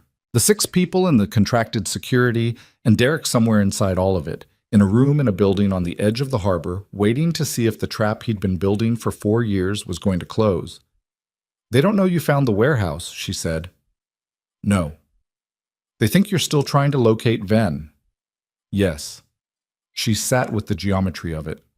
You're going to go in, she said. Yes. You're going to use the fact that they're not expecting you to... Yes. She looked at him. I'm going with you. He looked at her for a long moment. Kaylin, you said okay, she said. Last night on the phone. I said I wanted to be there, and you said okay. That was before I had the full picture of what Ven has inside that building. I don't care what he has inside the building. I do. His voice was flat and quiet, and absolutely non-negotiable in the specific way of a man who had looked at a set of facts and arrived at a conclusion that fear was trying to move and wouldn't be moved. I care significantly about what he has inside the building. She leaned forward. Derek has spent 4 years making me a piece on his board, she said. He took my life apart so he could use me. He sat across from me for 14 months and looked at my face, and the whole time, her voice compressed. She let it. I need to be there when it ends. I need to see it with my own eyes, or it will never be real to me. Do you understand that? He looked at her. She could see the calculation running behind his eyes. Not cold, not detached, but the real and complicated arithmetic of a person weighing what was true against what was safe. The specific calculus of someone who had spent years protecting things by keeping them distant and was now confronting the limits of distance as a strategy. You stay with me, he said. You don't move independently. You don't approach Derek under any circumstances. Okay? If I tell you to get down, you get down immediately. Okay. If I tell you to go back, I'll argue about it, she said, honestly, but I'll hear the argument first. Something moved through his face, not quite a smile, something adjacent. Okay, he said. They moved at dusk. The approach to the South Basin facility required crossing 3 blocks of open industrial ground with limited cover, then a perimeter fence, then a secondary barrier. Lucien Julien's team, 8 people, not counting Kaylin, selected from the personnel he still trusted implicitly after the reconstruction of his network that had happened in the previous 12 hours, moved through the approach in 2-person units with the practiced silence of people who'd done this kind of work in similar geography before. Kaylin moved with Lucien. She wore dark clothing Petra had sourced, boots with good grip, nothing that caught light. She'd tied her hair back and she moved low, and she breathed through her nose the way she'd learned to breathe in the months of hiding, controlled, quiet, drawing air without announcing it. The rain had started again around 5. Light, persistent, the kind that got into everything and made every surface slick. It was cold enough that her breath fogged slightly when she exhaled. She focused on Lucian's back 6 feet ahead of her, and she moved when he moved and stopped when he stopped. They took the perimeter fence at a point where the security camera coverage had a 90-second gap. She didn't ask how he knew about the gap. She understood he knew about it the way he knew about most structural vulnerabilities in the city's criminal infrastructure, through years of patient intelligence gathering that happened whether or not it was immediately relevant. The fence was chain link, and they went over it without wire cutters, which told her something about the physical condition of the people around her. She went over it and landed in the mud on the other side, and her ribs sent a bright white protest through her left side, and she breathed through it without sound. Lucien was watching her. She nodded once. "I'm fine." He turned and moved toward the secondary barrier, betrayal. The warehouse complex was 3 connected buildings arranged in a rough U-shape around a central loading area. The middle building, the largest, was where the heat signatures were concentrated, according to the reconnaissance that had been running since 4 in the morning using equipment she hadn't asked the provenance of. 6 thermal signatures in the upper level, a larger grouping, 9, 10, on the ground floor. The contracted security was distributed around the perimeter and at the 2 main entrance points. Lucian's team took the perimeter security in coordinated silence over a 4-minute window. She didn't see most of it. She was in position against the eastern wall of the middle building with Lucien, listening to the faint sounds of things resolving in the dark around them. But she heard enough to understand the general shape of it. Then they were inside. The ground floor of the middle warehouse was storage, pallets, equipment, the smell of machine oil and salt water that the harbor district had in the bones of every building. The light was low, coming from industrial fixtures mounted high on the structural beams, casting more shadow than illumination. She moved close behind Lucien and watched the angles and felt her heart doing something loud and specific in the cavity of her chest. They'd gotten through 4 of Ven's ground floor people when the 5th one saw them. The shot went wide, adrenaline and surprise making the aim bad. And then Lucien's team responded, and then the building stopped being quiet. What followed was not the choreographed violence of a film. It was loud and disorienting and happened in several places simultaneously, and Kaylin pressed herself against a concrete pillar and watched the angles and kept her head down and focused on maintaining awareness of where Lucien was in the chaos, his dark coat, his movement, the specific economy of how he operated in this context. She'd known he was capable of this. She hadn't seen it directly before. She saw it now. He moved through the industrial space with the contained efficiency of something that had made peace with what it was. Not reckless, not performative, precise. Every movement served a function. She watched him cover ground, direct 2 of his people with hand signals, and make decisions at a speed that left no visible gap between assessment and action. And she felt the complicated reality of who he was settle over her like cold water, not washing anything away, just clarifying the texture of it. 4 minutes. Then the ground floor was held. 2 of Lucien's people had injuries, but neither serious, one to the shoulder, one a broken hand from a struggle she'd partially witnessed. She heard one of them report it and heard Lucien's brief acknowledgement and saw them keep moving because there was still the upper level. The staircase to the upper floor was steel, open-sided, running along the north interior wall. 8 people went up it in 2 groups. Lucien went with the first group. Kaylin went 3 steps behind him. At the top of the stairs there was a mezzanine level, offices converted from original storage space, plywood and steel framing, a long corridor with doors on both sides. At the far end of the corridor, a light was on behind a closed door. One of Lucien's people checked the first 3 doors. Empty. The 4th door opened from the inside before anyone touched it. The man who stepped out was large and gray-haired and had a tattoo on his neck, a circle with something inside it distorted by the angle in the light. And he had a gun up before the door had fully swung open, and there were 3 tense seconds during which everyone in the corridor was making calculations, and the air had the specific density of a situation that was one wrong movement from becoming irreversible. Then Lucien said, "Put it down, Marsh." The gray-haired man, Marsh, one of Ven's senior operational people, She understood this was the man Tessa had seen at her building. Looked at Lucian with an expression of pure professional assessment. He looked at the corridor. He looked at the number of people in it. He put the gun down. "Where is he?" Lucian said. Marsh looked at the closed door at the end of the corridor. She heard Derek's voice before the door opened. He was talking to someone inside the room. Rapid, with the frantic quality of a person in whom the plan had recently stopped feeling reliable, the specific pitch of someone who'd been certain of something and was becoming less certain with every passing minute and was compensating by talking faster. She couldn't make out the words through the door. She didn't need to. She knew that voice. She'd heard it at every frequency. Charming, cold, frightened, explosive. She'd heard it in the dark, and she'd heard it 2 inches from her face, and she'd heard it in the moments before things went bad and the moments after. She knew every register of it. She stood behind Lucien in the corridor and breathed and kept her hands still. Lucien opened the door. The room was large. It had been a manager's office at some point, expanded or converted, with the harbor visible through a wall of dirty windows on the far side. The lights were overhead fluorescents, 2 of them buzzing with the specific frequency that lived behind the eyes. There was a table, chairs, equipment she identified as communication and surveillance hardware. 2 men she didn't recognize stood at positions around the room. They read the situation at the door with the rapid adjustments of professionals and made the correct assessment of the odds. At the table behind a laptop sat Kostas Ven.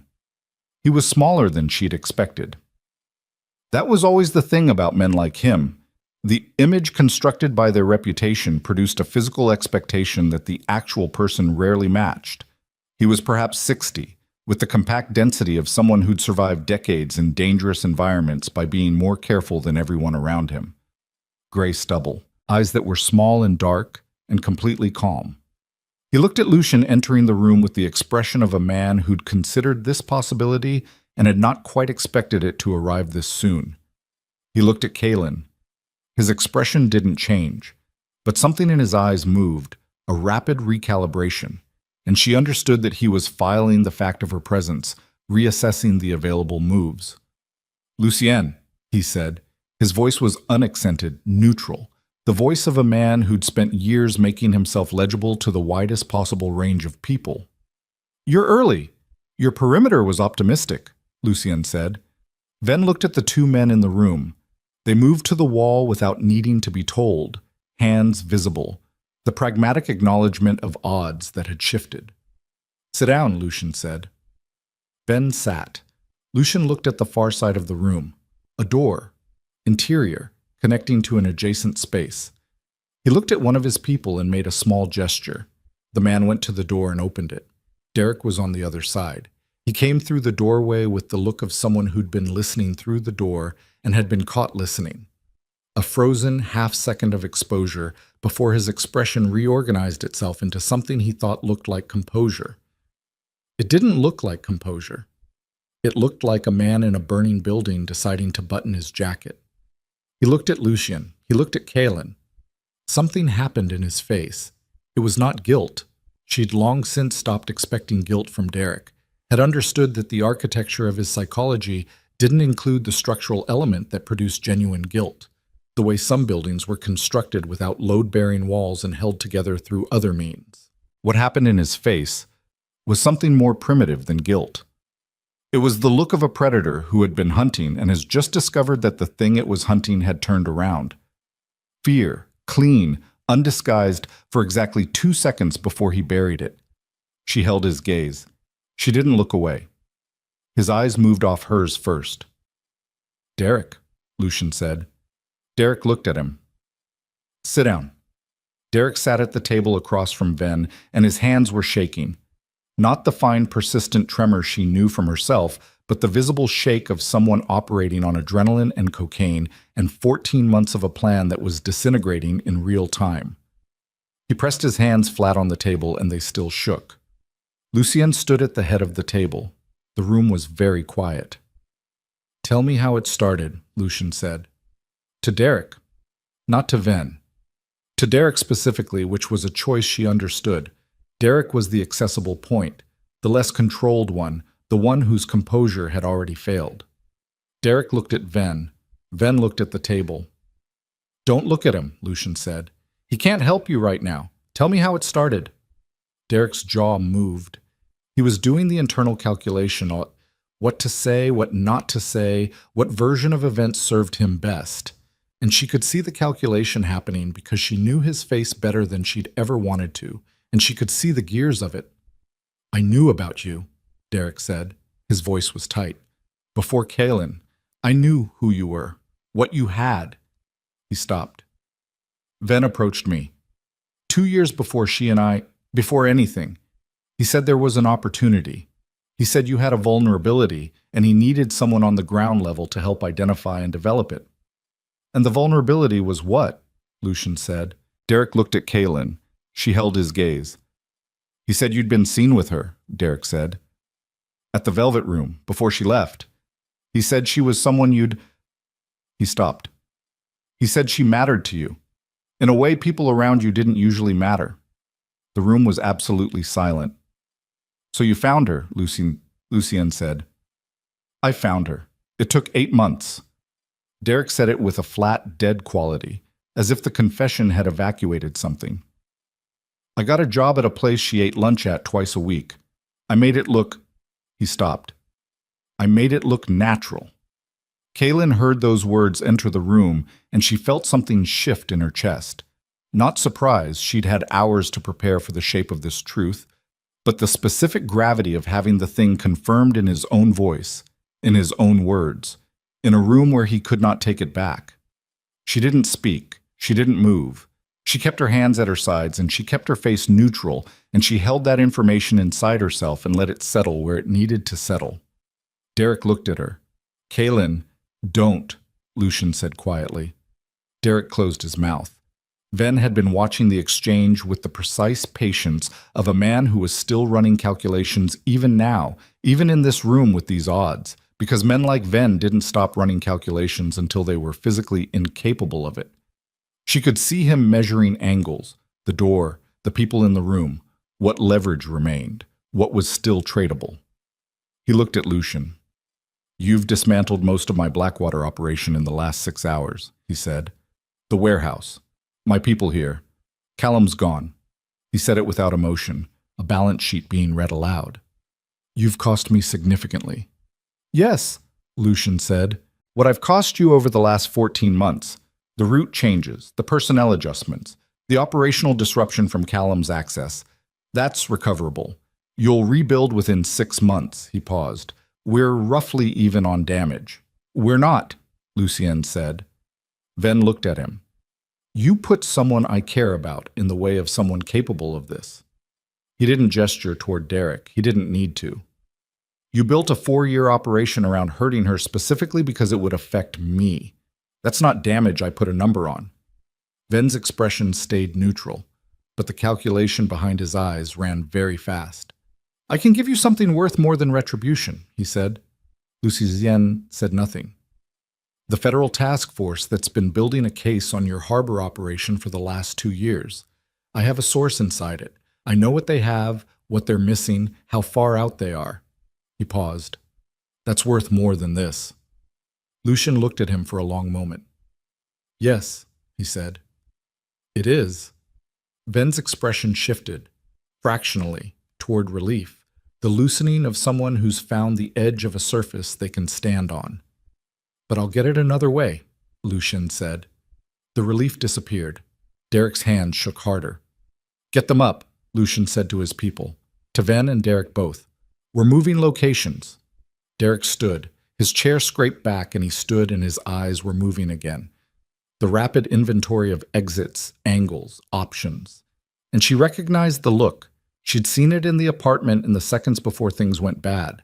The specific energy of a man whose plan had failed and who was substituting escalation for strategy.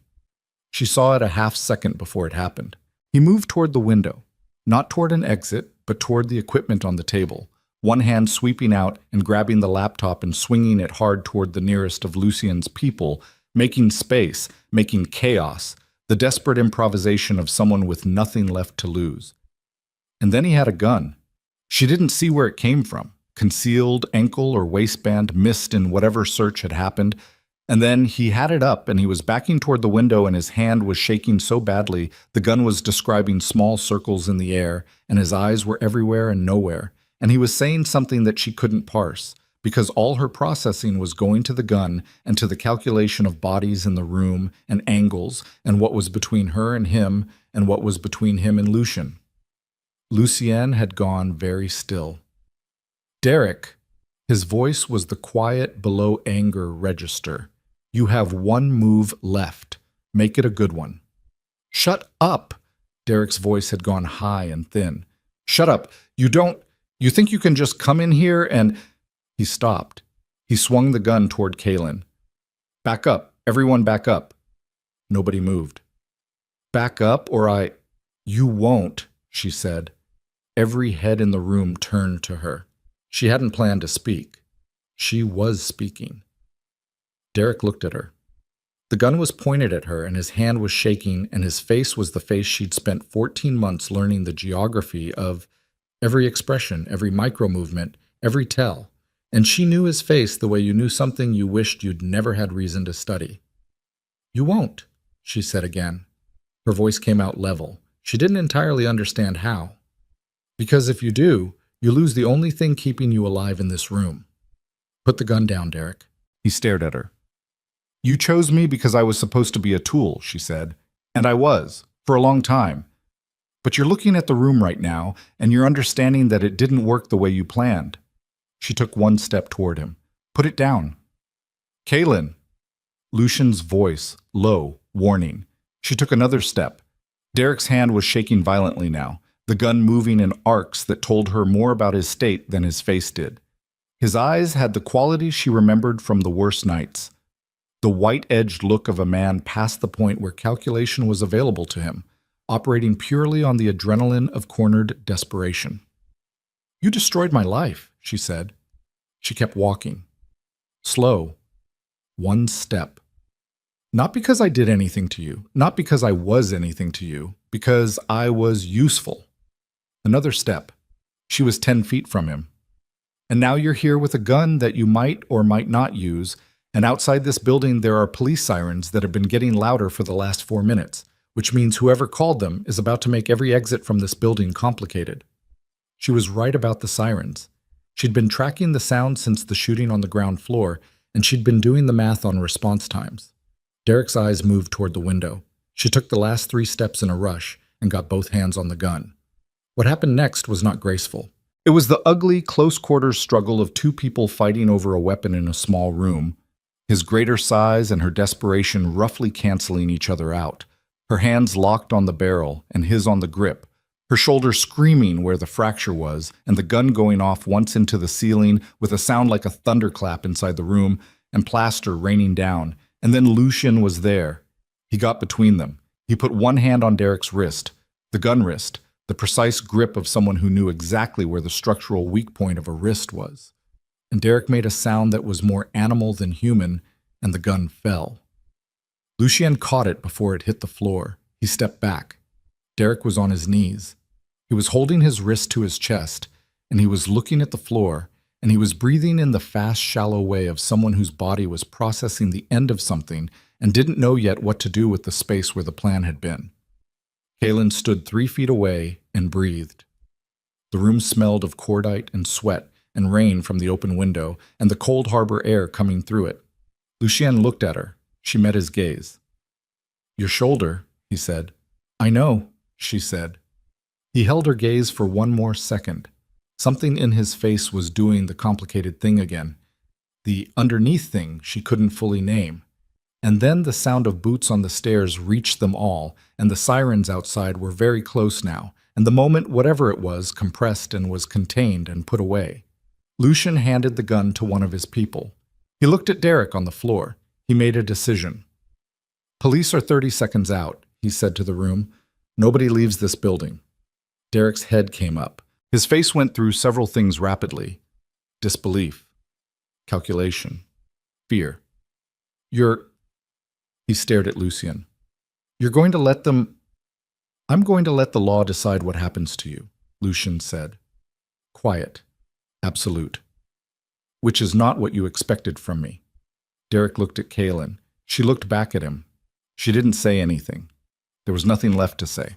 The door at the end of the corridor hit the wall, and the first officer came through it with a weapon up, and a flashlight sweeping the space, and behind him more footsteps and more lights, and the radio noise of law enforcement filling a building, and Kaylin stood in the middle of the room with plaster dust in her hair and blood on her hands from where the gun barrel had cut her palm, and the sound of her own heartbeat very loud in her own ears, and watched Derek Rayner put his hands above his head in the wash of police lights, and she felt the thing that had been building in her chest for 14 months. The fear, the specific architecture of dread that had become so familiar she'd started to mistake it for her own personality. Begin, very slowly, the thing that had been building in her chest for 14 months began, very slowly, to break. Not the way she'd feared it would break.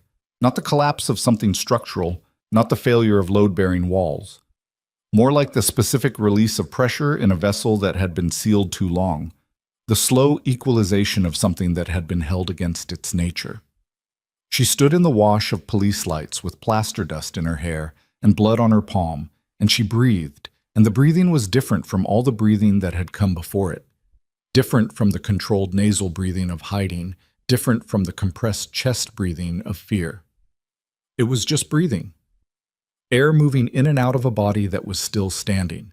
Derek was on his knees with his hands behind his head, and two officers moving toward him, and he was looking at the floor, and she understood that he would not look at her again. Not tonight. Maybe not ever, if the geometry of the next several years arranged itself the way it was arranging itself in her mind. Lucienne stood beside her. Not touching, just beside. One of the officers, a sergeant by his chevrons, broad-shouldered, with the particular quality of a man who'd walked into complicated rooms before and knew how to read them, moved through the space and looked at Lucian with an expression that was not quite recognition and not quite deference, but something in between. He looked at the room. He looked at the people. He looked at Ven, who was sitting at the table with his hands visible and his expression back to neutral, the composure reasserting itself with the practiced efficiency of a man who'd been arrested before and understood that composure was the only asset that survived processing. The sergeant looked at Lucienne again. "Mr. Vale," he said. "Sergeant," Lucian said. A pause during which a significant amount of information was exchanged without words. "We'll need statements," the sergeant said. "Of course," Lucian said. The sergeant looked at Kaylin. His eyes moved to her hand, the cut palm, the blood, the way she was holding it slightly away from her body. "Ma'am, are you injured?" "I'm fine," she said. He looked at her with the flat, careful expression she recognized from Nurse Reeves in the emergency room.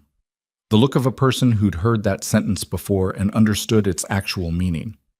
"We have a medic downstairs," he said. She looked at her hand. The cut was deep enough to need attention, but not deep enough to be immediately serious. She'd been ignoring it because there were other things to track. "Okay," she said. "Thank you." The medic's name was Torres. She was young, efficient, and had the quality of someone who did her work without requiring conversation, which Kaylin appreciated. She cleaned the palm, assessed the depth, applied closure strips, and wrapped it without asking how it happened or making the particular face that people made when they wanted to comment on something and were exercising the restraint not to. "Ribs?" Torres said, not looking up from the hand. Kaylin looked at her. "What?" "The way you're holding your left side." She tied off the bandage. "You've been compensating since I started working on you." "Possible hairline fracture?" Kaylin said. "Pre-existing." Torres looked up. She looked at Kaylin's face and then at her hand and then back at her face with the comprehensive assessment of someone who'd been trained to read bodies rather than words. "You should get imaging," she said. "I know." "Tonight if possible." "I know." Torres held her gaze for a moment. Something in her expression softened fractionally. Not pity. Kaylin had learned to distinguish pity from something more useful, and this was more useful. "You did good tonight," she said quietly. "Whatever happened in there?" Kaylin looked at the wrapped hand. She thought about the gun and the plaster dust and Derek on his knees. "I don't know yet," she said. Torres nodded like that was an acceptable answer and stood up and moved to her next patient. The processing took 4 hours. She gave her statement in a room at the South Basin facility that the police had converted into a temporary interview space. A folding table, 2 chairs, a detective named Rios who had dark circles under her eyes, and a recorder on the table, and the focused patience of someone working a case that was more complicated than her initial briefing had prepared her for. Kaylin told her everything. Not the everything of Lucien's operation. She didn't have the full architecture of that, and what she had, she understood, was not hers to narrate, but the everything of Derek. The 14 months, the bruises and the hospitals, and the 3 police reports she'd never filed, and the bus station bathroom and the call she'd made, the warehouse, the gun. What he'd told her in that room about finding her deliberately, about the 4 years of construction that had preceded the 14 months she'd experienced as random cruelty. Detective Rios listened without interrupting. She made notes.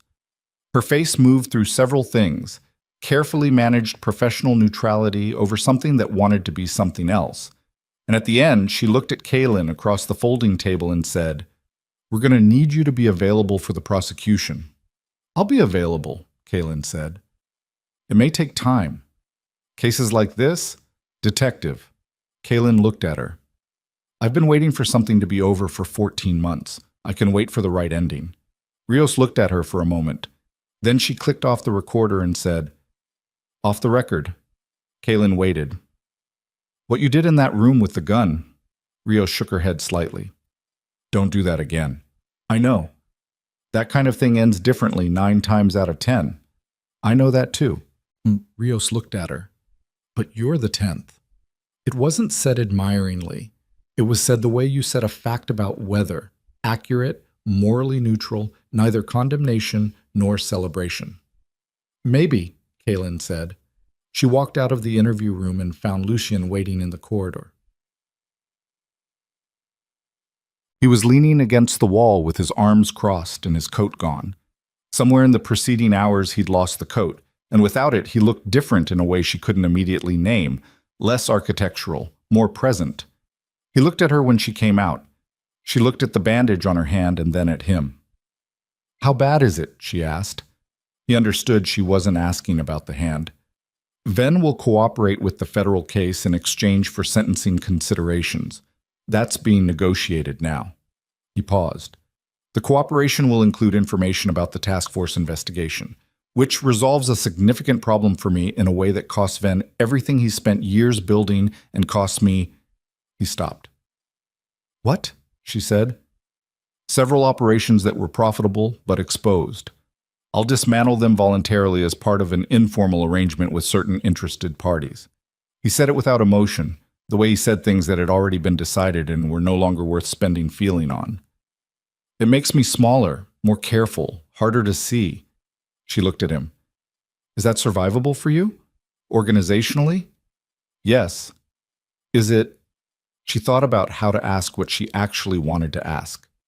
"Is it what you want?" He looked at the wall for a moment. Something moved through his face. "What I want," he said, "is complicated." She held his gaze. He looked at her, really looked at her. Not the inventory look, not the assessment, but the underneath look. The one she'd caught in fragments across the last week and never quite been able to see in full because he'd always managed to contain it before it completed itself. He wasn't containing it now. "I want to not be the reason you're in danger," he said. "I want what happened tonight to have been the last time you're in danger because of what I am." He paused. "And I want things that are more complicated than that I'm not going to say in a corridor outside a police interview at 4 in the morning." She looked at him for a long moment. "Okay," she said. "Okay, which part?" "All of it," she said. "For now." He pushed off the wall and they walked out of the building together into the cold pre-dawn air, and the harbor was gray and still, and somewhere behind them Derek Rayner was in the back of a police vehicle heading toward a different kind of future than the one he'd spent 4 years engineering.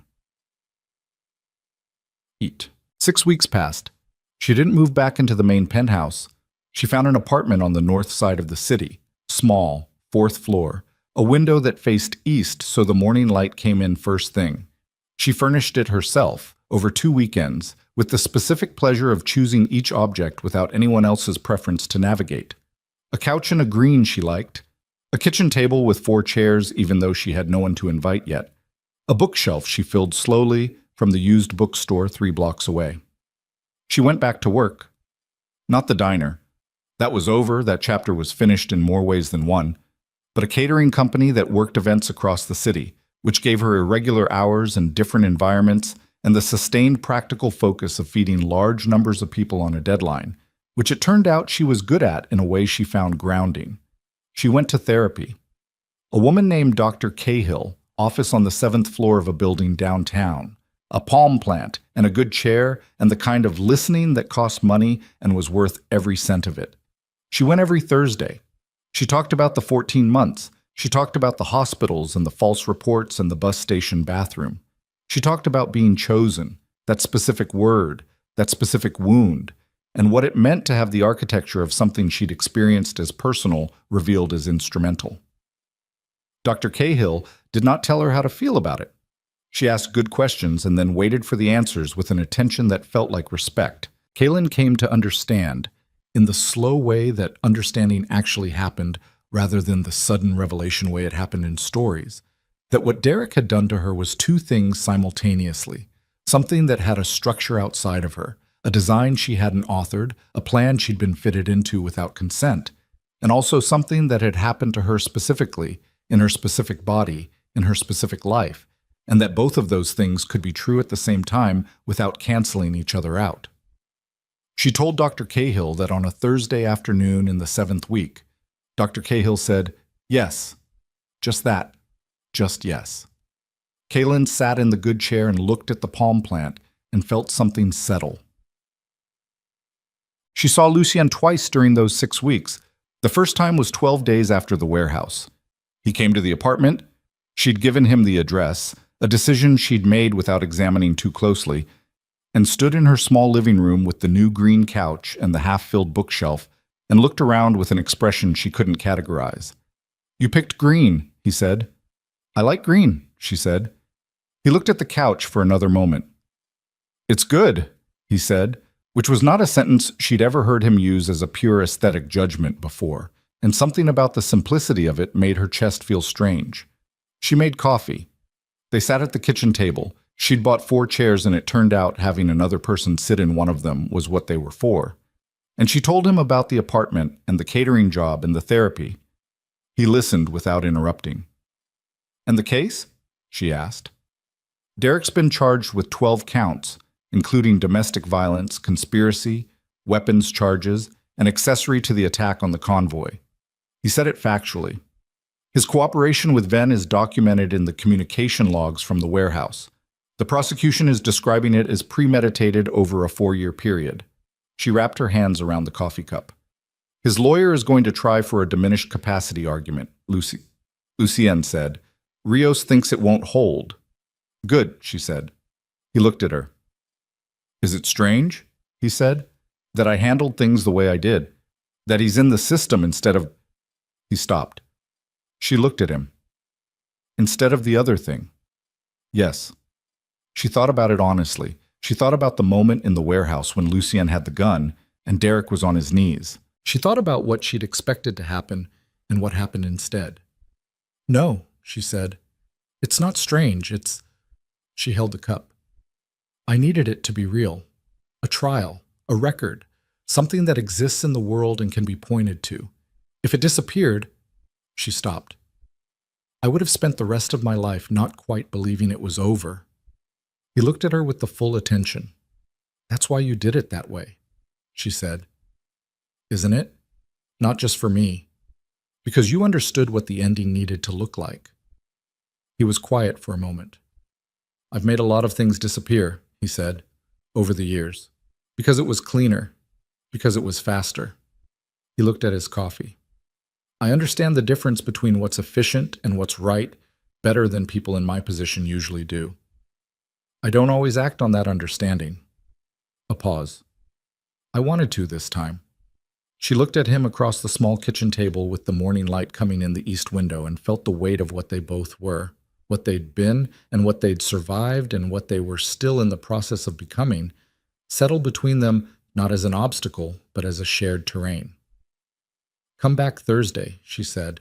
I'll cook. Real food, not Petra's. He looked at her. You can tell me the things you didn't say in the corridor, she said. When you're ready. Something moved through his face, slow, deliberate, the careful emergence of something that had been kept in deep containment for a long time. Thursday, he said. The second time was Thursday. She cooked pasta, which she was good at, and opened a bottle of wine she'd bought for $12 because she didn't know wine, and $12 felt like the honest amount to spend. He brought nothing except himself, which she'd told him to, and he arrived at 7 and left at 11, and somewhere in the middle of those 4 hours, the things he hadn't said in the corridor got said at the kitchen table in the ordinary light. Not all of them. Not in one evening. Some things required the structure of time, the scaffolding of repeated presence, the gradual weight-bearing that trust built on honesty could support. But enough of them. She told him about the 4th month, the month she'd run out of the immediate kind of tears. She told him what it had felt like to understand she was trapped, and to look at the architecture of the trap, and know she'd helped build parts of it without understanding what she was building. She told him about the packed duffel bag behind the water heater and the 3 ibuprofen she'd been saving and the photograph she couldn't throw away. He listened. He didn't fill the silences with reassurance. He sat across from her and was present in the silences in the way she'd come to understand was the particular quality of his attention, the full weight of it, without performance. She asked him about Callum. He was quiet for a moment. He's alive, he said. He's gone. I gave him the clean exit Ven promised him, with conditions. He doesn't come back to Blackwater. He doesn't contact anyone from the organization. He looked at the wine glass. I thought about it for a long time. What the right thing was. What decided it. He looked at her. You asked me what handle it meant. In the hospital corridor that first night, and then again outside the office when I said it about Callum. He paused. You kept asking me to say the specific thing, not to hide it in language. A beat. I don't have a lot of people in my life who do that. She held his gaze. I decided that the version of myself who could still hear that question deserved to give an answer he could live with, he said. Callum was operational to me for a long time, and then he wasn't, and there are things I've done in my life that don't have clean answers. He stopped. This one could, so I let it. She looked at him for a long moment. That's the most honest thing I've ever heard you say, she said. I'm working on it, he said. She refilled his wine. Mcheb. Winter came properly in the 2nd month. Snow, which was unusual for Blackwater, arriving in the first week of December in a way the city wasn't entirely equipped for. Streets going quiet under it. The harbor turning a particular muffled gray. The neon of the waterfront district reflecting off white surfaces and making the city look almost soft. Kaylin stood on her apartment rooftop. Her building had one, accessible through a hatch the super had given her a key to after she'd helped him carry groceries up 3 flights, and watched it snow. She was wearing Lucienne's coat, which he'd left 2 Thursdays ago and not asked back for, and she had her hands in the pockets and her face turned up slightly to the falling white. She thought about Tessa, who'd been offered a settlement by Derek's defense and had declined it on principle, who was back at the diner and had sent Kaylin a text last week that said, simply, "You okay?" And to which Kaylin had replied yes and meant it. She thought about Detective Hale, who'd left a business card on a hospital table and asked nothing in return for it. She'd sent him a note after the warehouse, not a call, but a written note, because some things deserve the weight of paper.